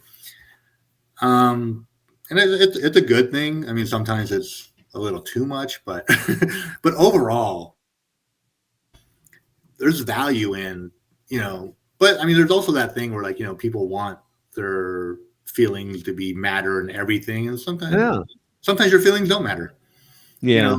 Like, hey, I understand the way you feel, but in this situation, in this realm right here, doesn't matter. Yeah. I am watching, I'll scroll through YouTube shorts and stuff. And I am noting now there are algorithms, right? But I'm noting such a large number of videos about people just exhibiting really bad behavior. Yeah. And I think the more I watch those, because I'm watching them to try to track sociologically, figure out, wow, what's going on here. But the more I watch, then the more there are, and the more show up on my YouTube feed. So at some point, it's like the only thing that I see, and I think, oh man, I should have stopped watching those a long time ago. But that's sometimes I imagine like that's what it would be to be a cop, man. Just that right there, just like that endless YouTube feed. Like, It's amazing, like I said, and when people ride with you, or like when people who aren't doing the job every day, they're just aware of like when I'm riding with somebody who's not a cop, I'll be like, oh yeah, and that person, look what that did, look at that, and they're just aware of like how much like we're observing. And there's people doing wrong every second of it, like especially driving or something, but not gonna be pulling people over every 5 seconds. You're like, oh, that person, and they're just like, man, like I don't realize how much you guys have to pay attention to. Yeah, I remember that riding with a cop. And one time I was just asked this guy, we were just riding down the road. I'm like, bro, just start speaking out loud, telling me what you're seeing, what you're picking up, what you're like. And he was just doing this, man. Yeah, Just like, okay, well, see that car over there, see that guy over there. It's just constant. Yeah. You're just in a constant like. You know, I had a former And student you know, who became a county sheriff down in Virginia many years ago. And you know, he was encouraged to take his car home and park it in his driveway, and his neighbors all loved it because, you know, it was really nice to have the car in the driveway, and so as a crime deterrent. And he was encouraged to carry his gun everywhere. And he wasn't a gun enthusiast guy. He had shotguns, but he wasn't a big gun enthusiast. So, okay, so now he's got his car, he's got his gun, and before he knows it, every place he goes with his guns, he's sitting with his back to the walls where he can see the door. Yeah, and that's a top thing. Oh man, one thing after another, and he finally had, after a few years, he said, I couldn't take it anymore. He got out. He joined the Secret Service, and worked for 20 or 25 years there. But you know, the point is, God, the pressure, man, he said, everywhere I went, I was just breaking down life, people trying to assess levels of threat. And like, yeah, you become a very observant of people's behavior and just things like, and I think the more and more I get away with it, the less and less I do it, but I still do it. I remember, because like I said, I'm not a gun guy, or like I'd go hang out with my friends, or be like, all right, I'm going to sit here. You got my 6, right? I'm like, yeah, we probably should sit. You should sit there, because I don't got a gun on me. I don't got anything. I don't care what's going on behind me. You should sit there. You worry about yourself. Let me give you a hug. You know, it's interesting, and even like on YouTube, like I said, we talked about it. Like, you don't know what's triggering people in the world. You don't know what. Well, right. You watch those videos, and you don't know. Eric Sell said he doesn't think the bad behavior is increased. It's just the videos are increasing. It's caught more. It's caught more. Yeah, and you only see where the video starts. You don't see what actually happened before, right? What really, like the road rage videos. Like, well, yeah, this guy went nuts on a road rage video, but like, wait, what actually happened 2 minutes before? I mean, not even 2 minutes. Like, I remember for me, like when we talked about like the suicide ideations, or just there was times like my wife and I would get in a disagreement. I just like when I was going through it, it would just be like, and even my brain, I'm like, stop. And I couldn't. I was like, just raging. And I'm like, what is going on? This is not me. But even I couldn't stop. And I was just like, whoa, that is just weird.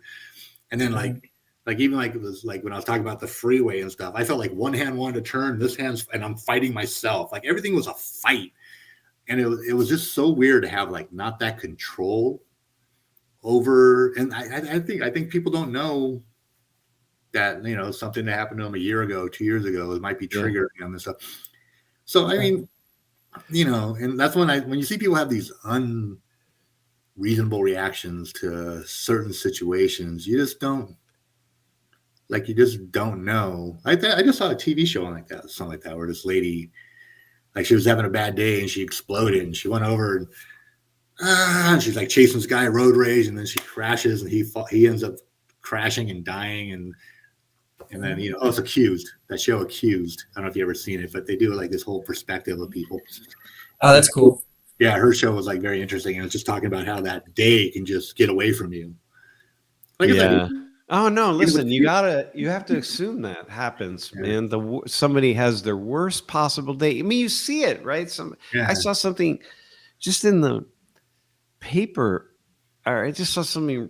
I was just I'm like, oh my God, how did you do that? And then it just was their worst possible day, man. And that's like even with my day with the shooting, people are like, oh, are you pissed off at her? What do you want? Like, do you want her to go to jail? And I'm like, I don't know her story. I don't have enough information to be mad at her or not to be mad. Yeah. Hey, there's a question. Eric Sell had a question about wondering if you were familiar with trauma-focused cognitive behavior therapy.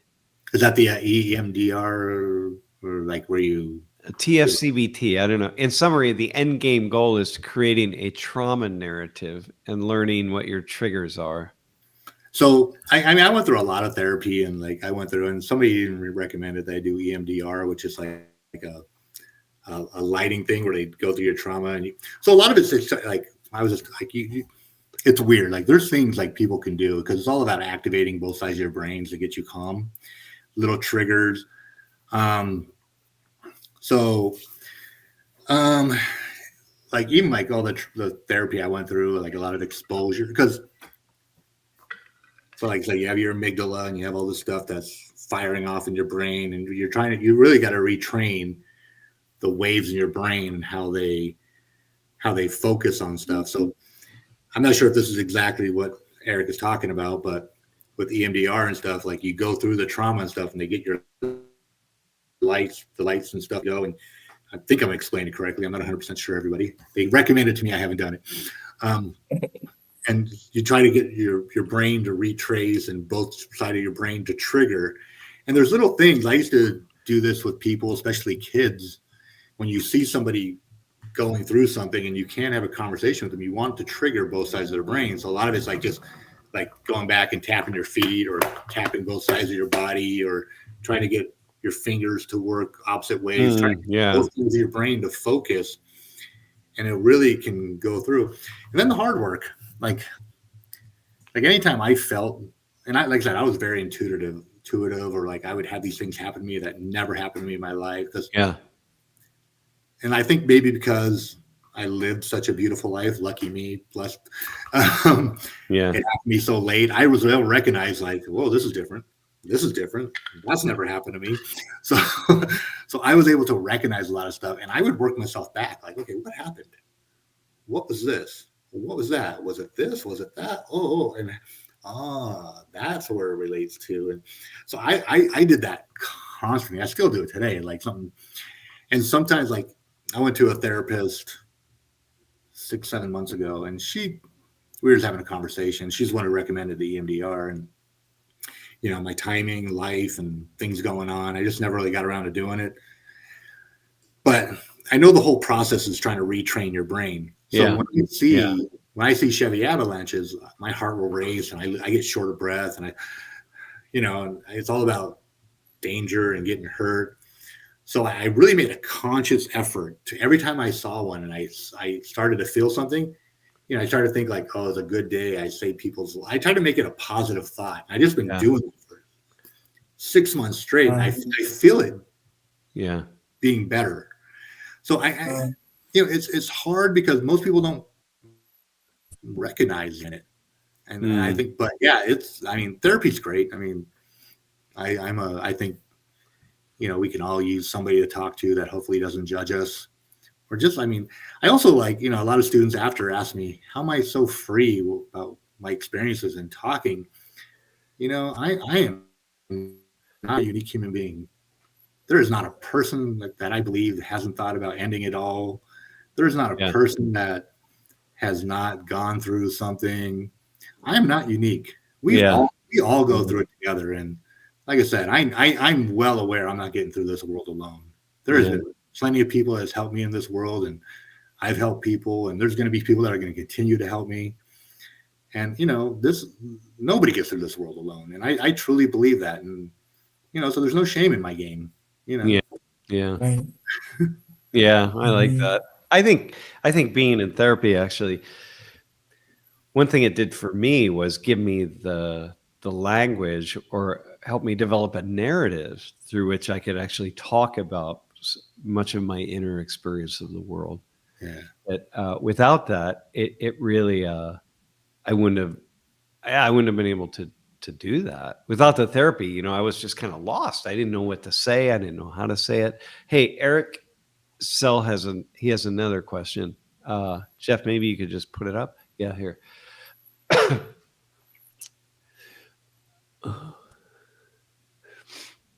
TFCBT, is that the trauma focused cognitive behavioral therapy? Yeah. And I believe in it, and I think to a point, like, and just for me, like, therapy is expensive, there's not, I think I got to a point to where I know my baseline has changed. Like everybody has a baseline.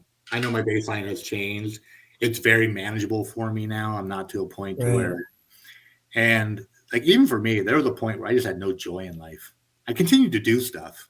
Because I love concerts and going and traveling. I continue to do stuff. I just didn't have joy in it anymore. Yeah. And I'm finding that joy again. I'm loving, I love people with abilities. I don't care what it is. I mean, if you can fix a car and I can't, I love seeing people use their talents because, I'm impressed by people that can do shit that I can't. I don't care. It could be the smallest thing. You can sing. You can play harmonica. I just love it. So I love going to concerts and watching shows, and I'm finding joy in people again. And one of the therapists was funny because they say I do so many things to avoid my life. But I think I was also just searching to find that joy again. Like, let me just keep trying. Like, it'll come back. I know it will.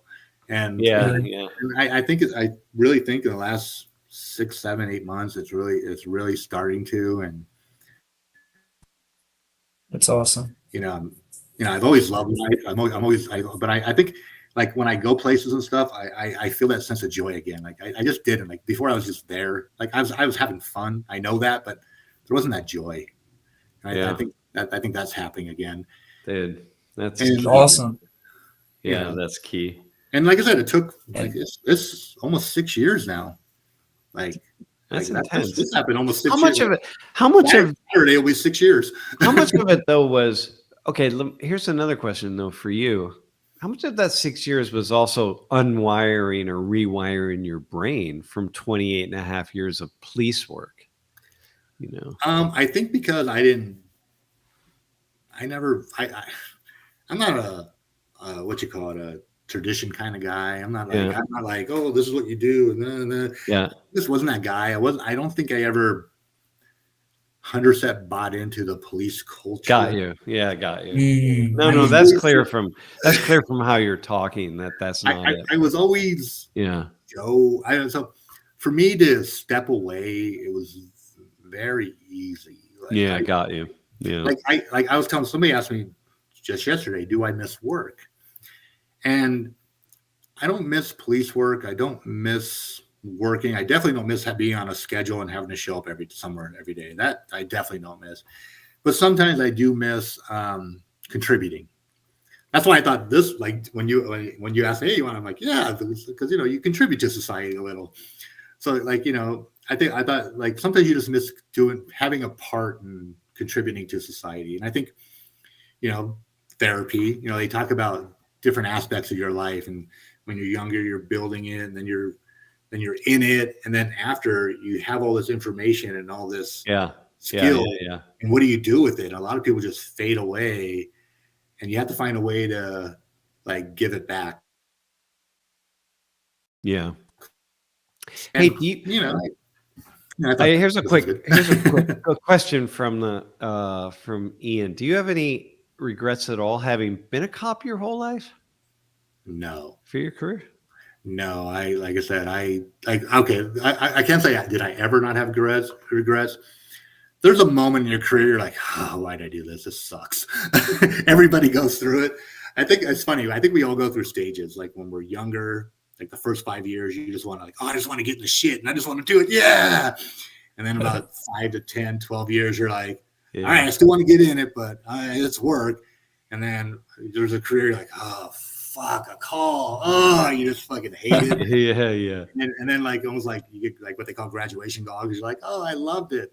But when I look back, I mean, I feel I had so many positive impacts on people's lives, and I'm proud of the work I did. There's joy in it.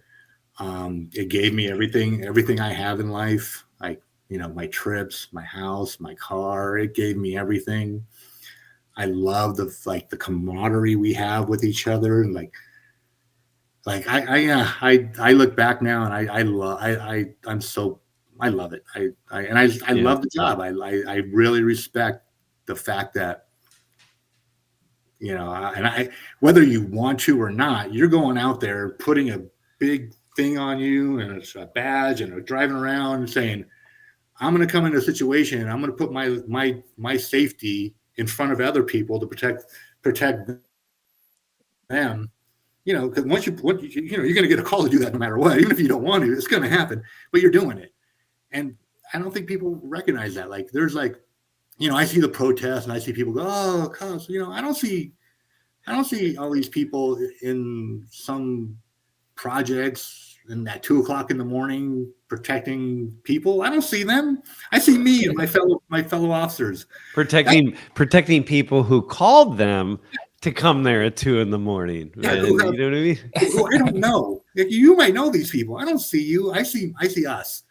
Yeah. Protecting people you don't know, putting yourself out there for a value of a society. It's not my value. It's a societal value that people just want to live peacefully. And like I said, I always say throughout my career, I worked with peace officers and I work with law enforcement officers. There's officers that go out there, their whole goal is to create peace and have everybody walk away. And there's people out there that are going to enforce the law. And sometimes wow, that's cool. Or sometimes, but no, dude, that's that's the way, man. Yeah, that's the way. Hey, I wanna respond to a couple things, and there seems to be a lot of conversation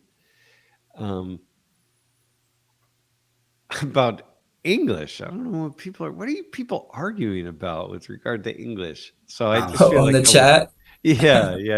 I see it upside here, and I keep looking, and I'm like, I don't know what they're talking about. I don't know if we're talking about that. So are they just arguing with each other on the chat?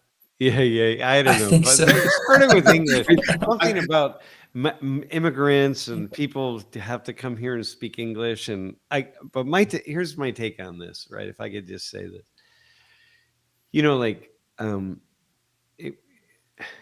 this needing to speak English. So the language that you speak in a given nation is always contentious at some level, right? What are the dominant languages and what are the languages that are accepted for that particular nation? And of course it is, because you have to have agreements on language or else it's just utter craziness. And there are a lot of nations in the world that have many national languages. I mean, they might have one that is the national language, like Nigeria, for example, but then there's so many dominant sub-languages or other languages that you have to make agreements, because you have your laws and you have your rules and you have your traffic laws. Let's say, I mean, everything has to get set up in certain languages. So you can't have you don't want to be a country that has like 5 official languages and you got to translate every damn thing into 5 languages. It just doesn't make sense. So obviously that's an issue here, I think, because and now you're in Vegas right now, right? Yeah. But you lived your life in Southern California, man. Spanish is everywhere. It's just everywhere, because the Spanish didn't come here. The United States border took over a Spanish-speaking nation, which was Mexico. The Mexicans didn't come here. We set the border where it was, and all those people living on inside now what the United States, it was Mexico, and everybody was speaking Spanish.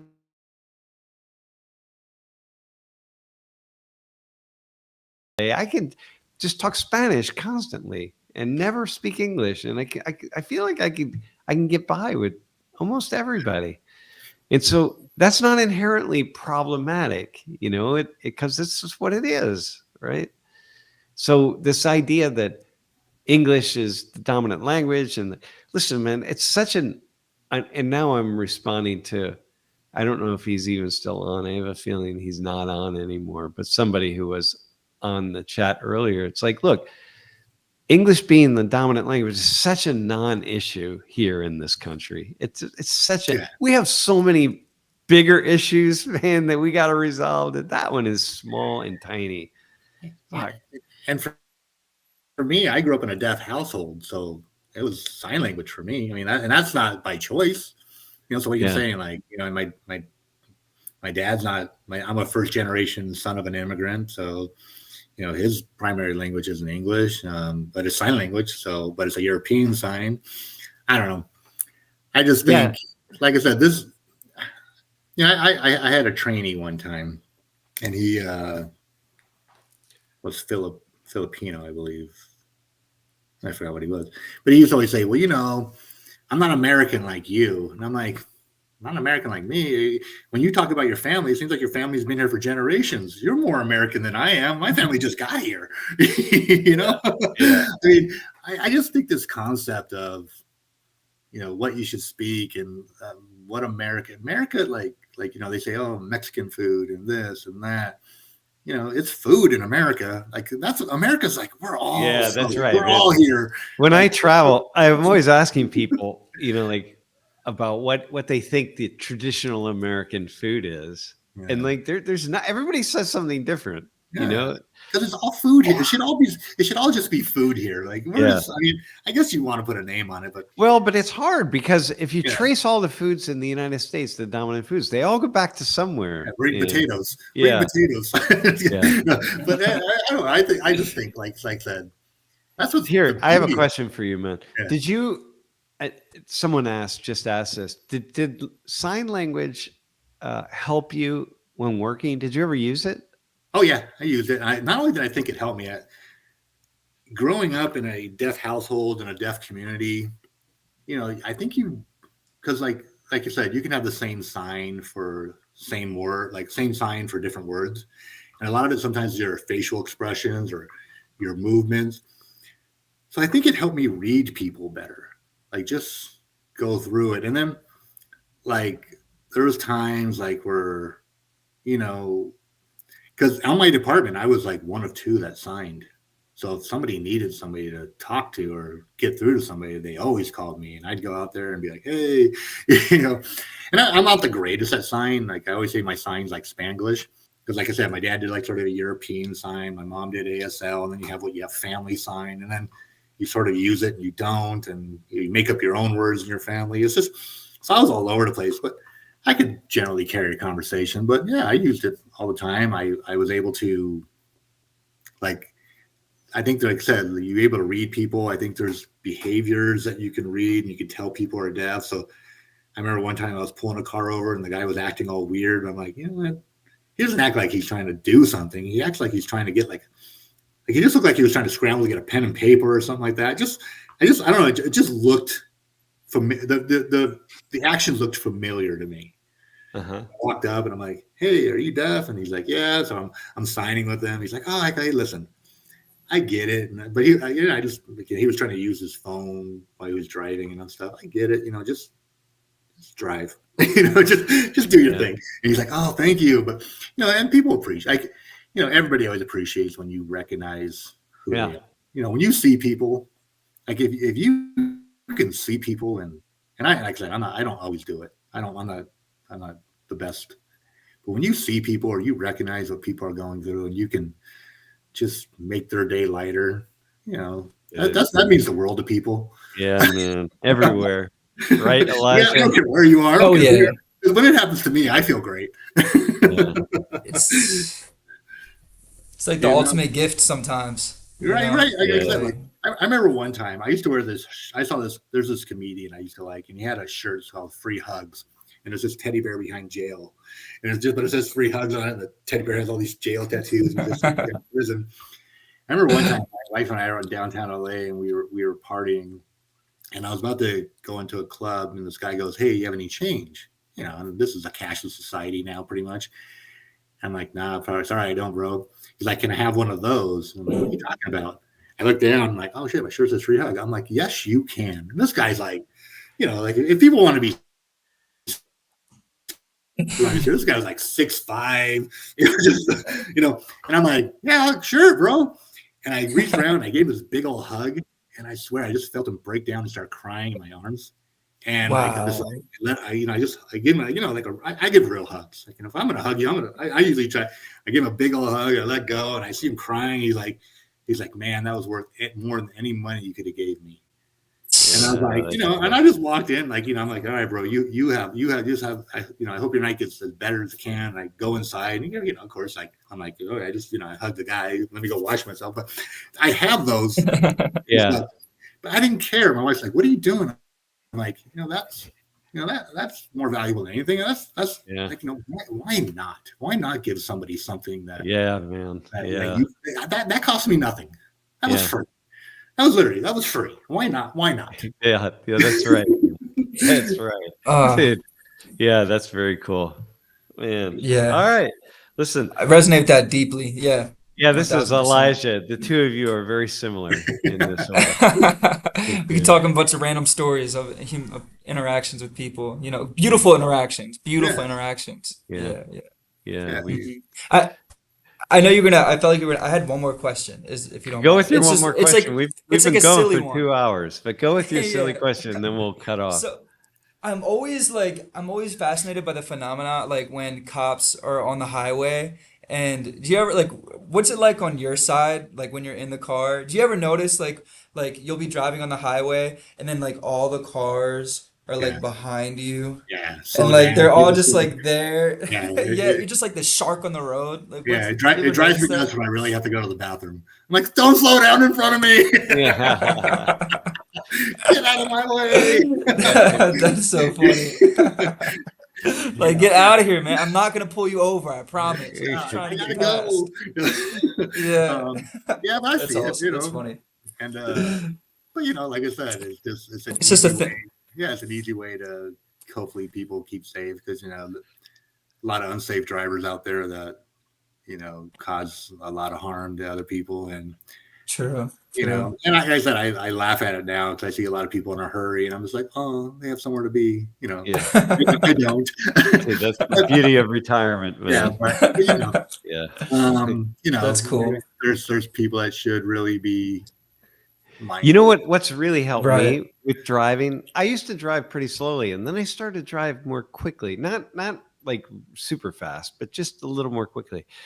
But now we have this plug-in hybrid, and I always want to keep it in EV mode. I don't want it to kick in gasoline mode. And so the best way for me to do that is to not hit the gas pedal really hard and to not drive fast. And so it's really taught me to drive slowly just to keep it in EV mode. So I have a really steady way of driving. I always laugh at the irony of people driving fast in hybrid cars. I'm like, what?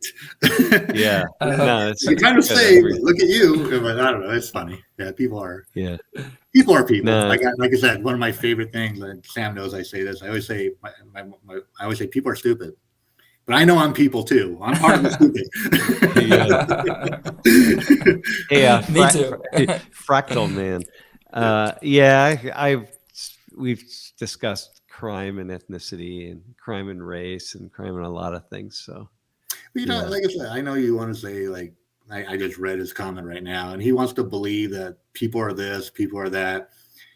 29 years, and doesn't matter where you come from, doesn't matter who you are. People get in bad situations, people do things, and to try to paint a group of people as a certain type of people, then he's not listening, because I've been saying this whole time, people are individualized and everybody has their own story. And if you can stop generalizing, this world would be a much better place. And, you can't say these people are this and these people are this, because like I said, my dad's an immigrant. And my dad came over here just wanting a better life. And my grandparents came over, as far as I know from the story, came over illegally. They overstayed their welcome and eventually became citizens. So I'm the grandson of a illegal immigrant and the son of a first-generation immigrant. And I don't look like that story. I don't look like that story. So, you can't, you don't know people's story. You don't know what people do, and you don't know. And, and we put too much weight on our generalizations, right? Yeah. And so you and I both, I mean, generalizing and it was part of your job. I mean, you got to be good at it, because we need you to be really, really good at that. So you're not just like pulling over everybody or stopping everybody. You get to zero in on that. And for me, That's what we do in the field of sociology. I don't make statements about individuals.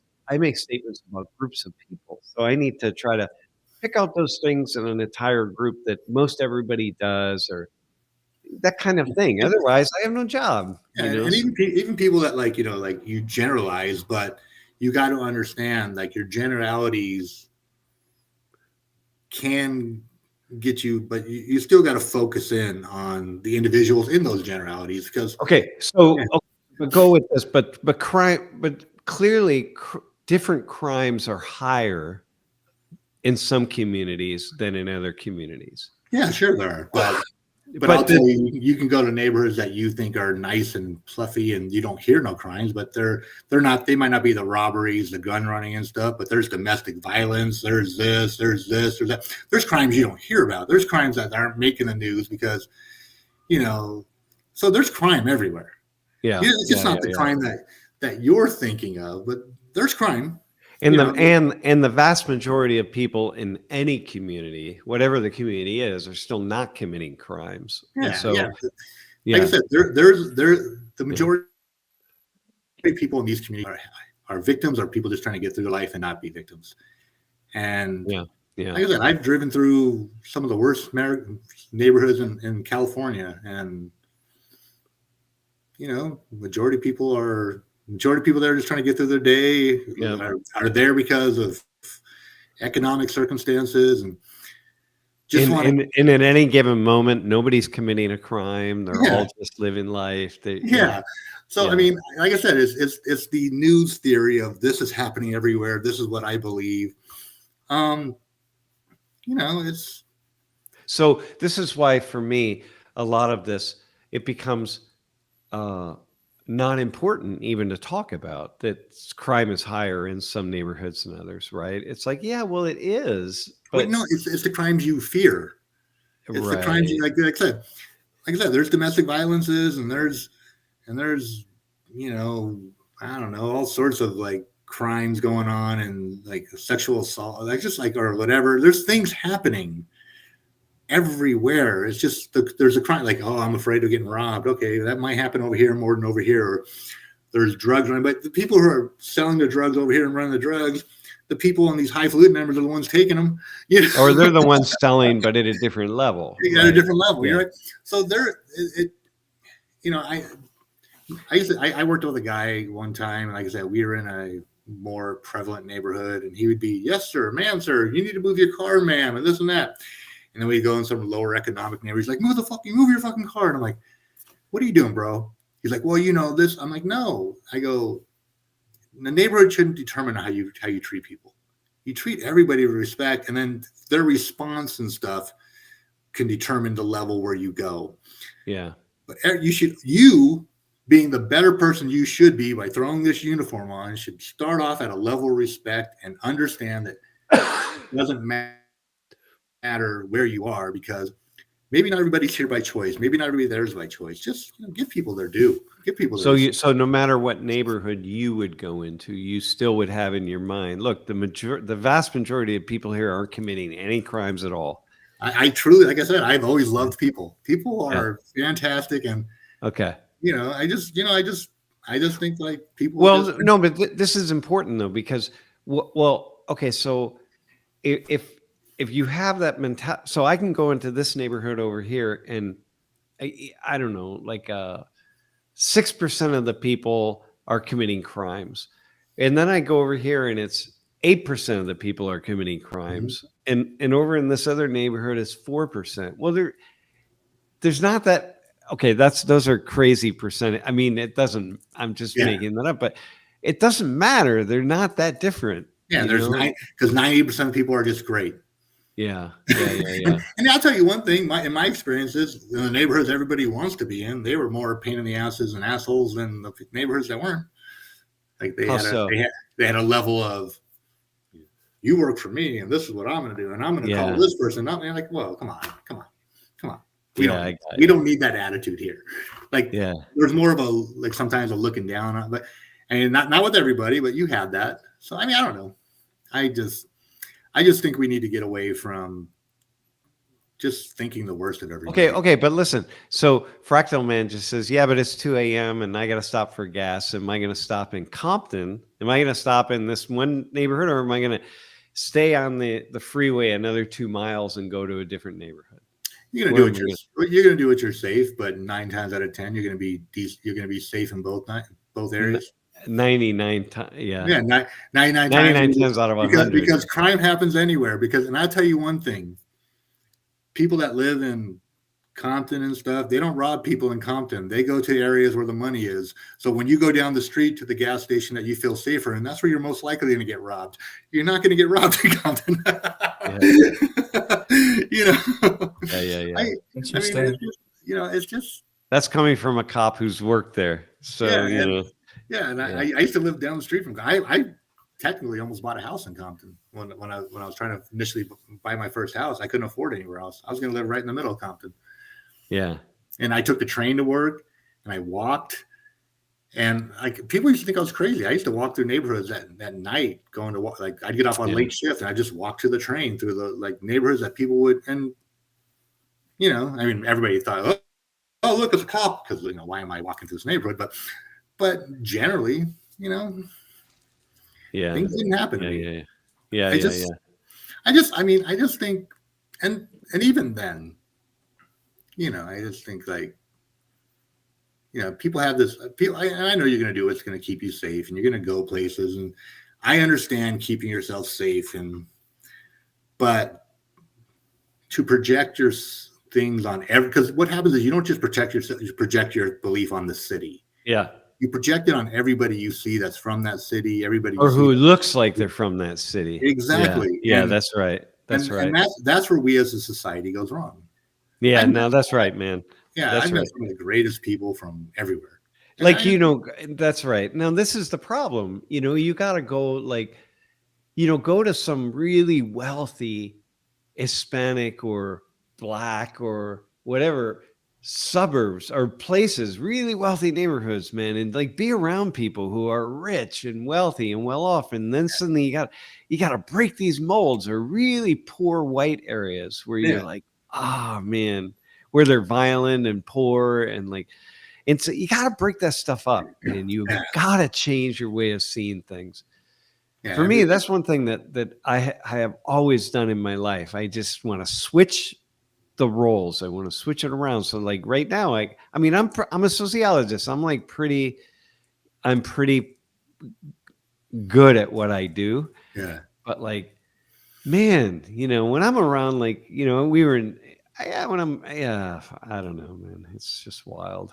And like I said, it doesn't matter. I worked in a community where a lot of people had money, but a lot of them were assholes with money. No, listen. No, but if I respond to Fractal Man, dude, Fractal Man. There are so many rich Black and Hispanic neighborhoods. Yeah. Man, in this country, holy smokes, man. Yeah. Like I said, there's this, and like I said, I understand the concept of, seeing people's race, because it's all part of everybody's experience. Yeah. But like I said, that's not who people are. No. Because you can be whatever you look like. Yeah. And you don't know the story behind that. It's like, I know it's a cliche, but judging a book by its cover, you don't know what's in it until you look in it. Yeah, that's right. That's right. Yep. No, I like that. Yeah, I think I just try. I try, and like I said, I understand the amygdala, and I understand how we're built and our survival skills, and this. We're trying to get over years and years of the way we were the way our brain works. So I understand understanding the initial processing. Yeah. Believe you're wrong. Be better than your biases. Yeah, that's right. Yeah. I am wrong about so many things and so many. Yeah. Like I said, I tell my wife all the time, I'm judgy. I judge shit all the time, but I don't believe my judgments. I'm willing. Okay, let me go see if I'm right. Yeah, that's right. No, that's right. That's the reason I teach in the way that I do. I'm just constantly, even in yesterday's class, they're talking about all the Chinese young people who love Trump, and I'm playing that up. But I know that Chinese youth really appreciate Trump, but it's it's just really fun, right? Yeah. All right, listen, man, I gotta hang on 1 second. We're gonna stop here in a second, but I just gotta listen to what my wife has to say. Elijah, I'm gonna leave this to you. All right, bet. Yeah. When Laurie calls, gotta pick up. Yeah, that's super. I really appreciate that you're like continuing to communicate this sentiment because it's so powerful. That everyone has their own story. It's so powerful. And if anybody ever has the opportunity, and I don't even know if it's a plug. There's a TED Talk.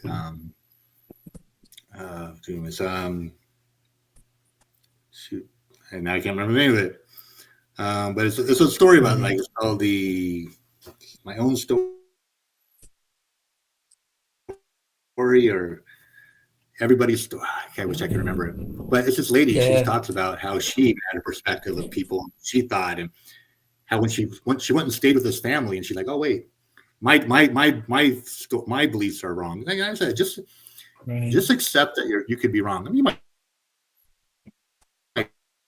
be right, and sometimes you need to keep yourself safe. Like, I mean, there's also, I saw statistics one time where people are so worried about offending somebody that young ladies will put themselves in unsafe situations, and they're assaulted just because they don't want to offend somebody. So it's a fine line in the world, but so I mean, you also got to keep yourself safe, and I get that, and it's a fine line, but be willing to be wrong.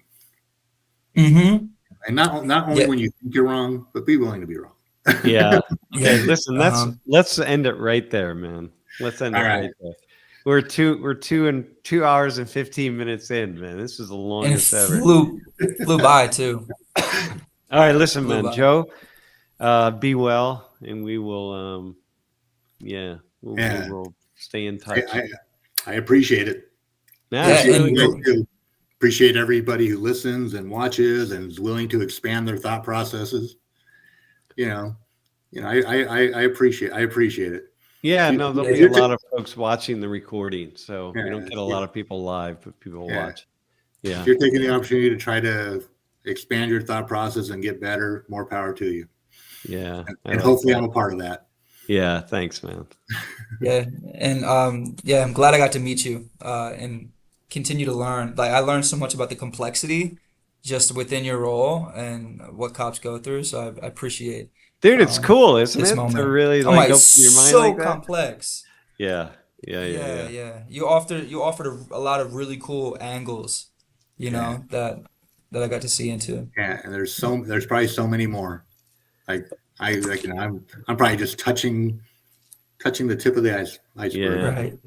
Yeah. All right, man. A lot going on. Okay, be well, everybody. All right, appreciate y'all. All right. Thank you. Same. Yeah, take care. Thank man. you.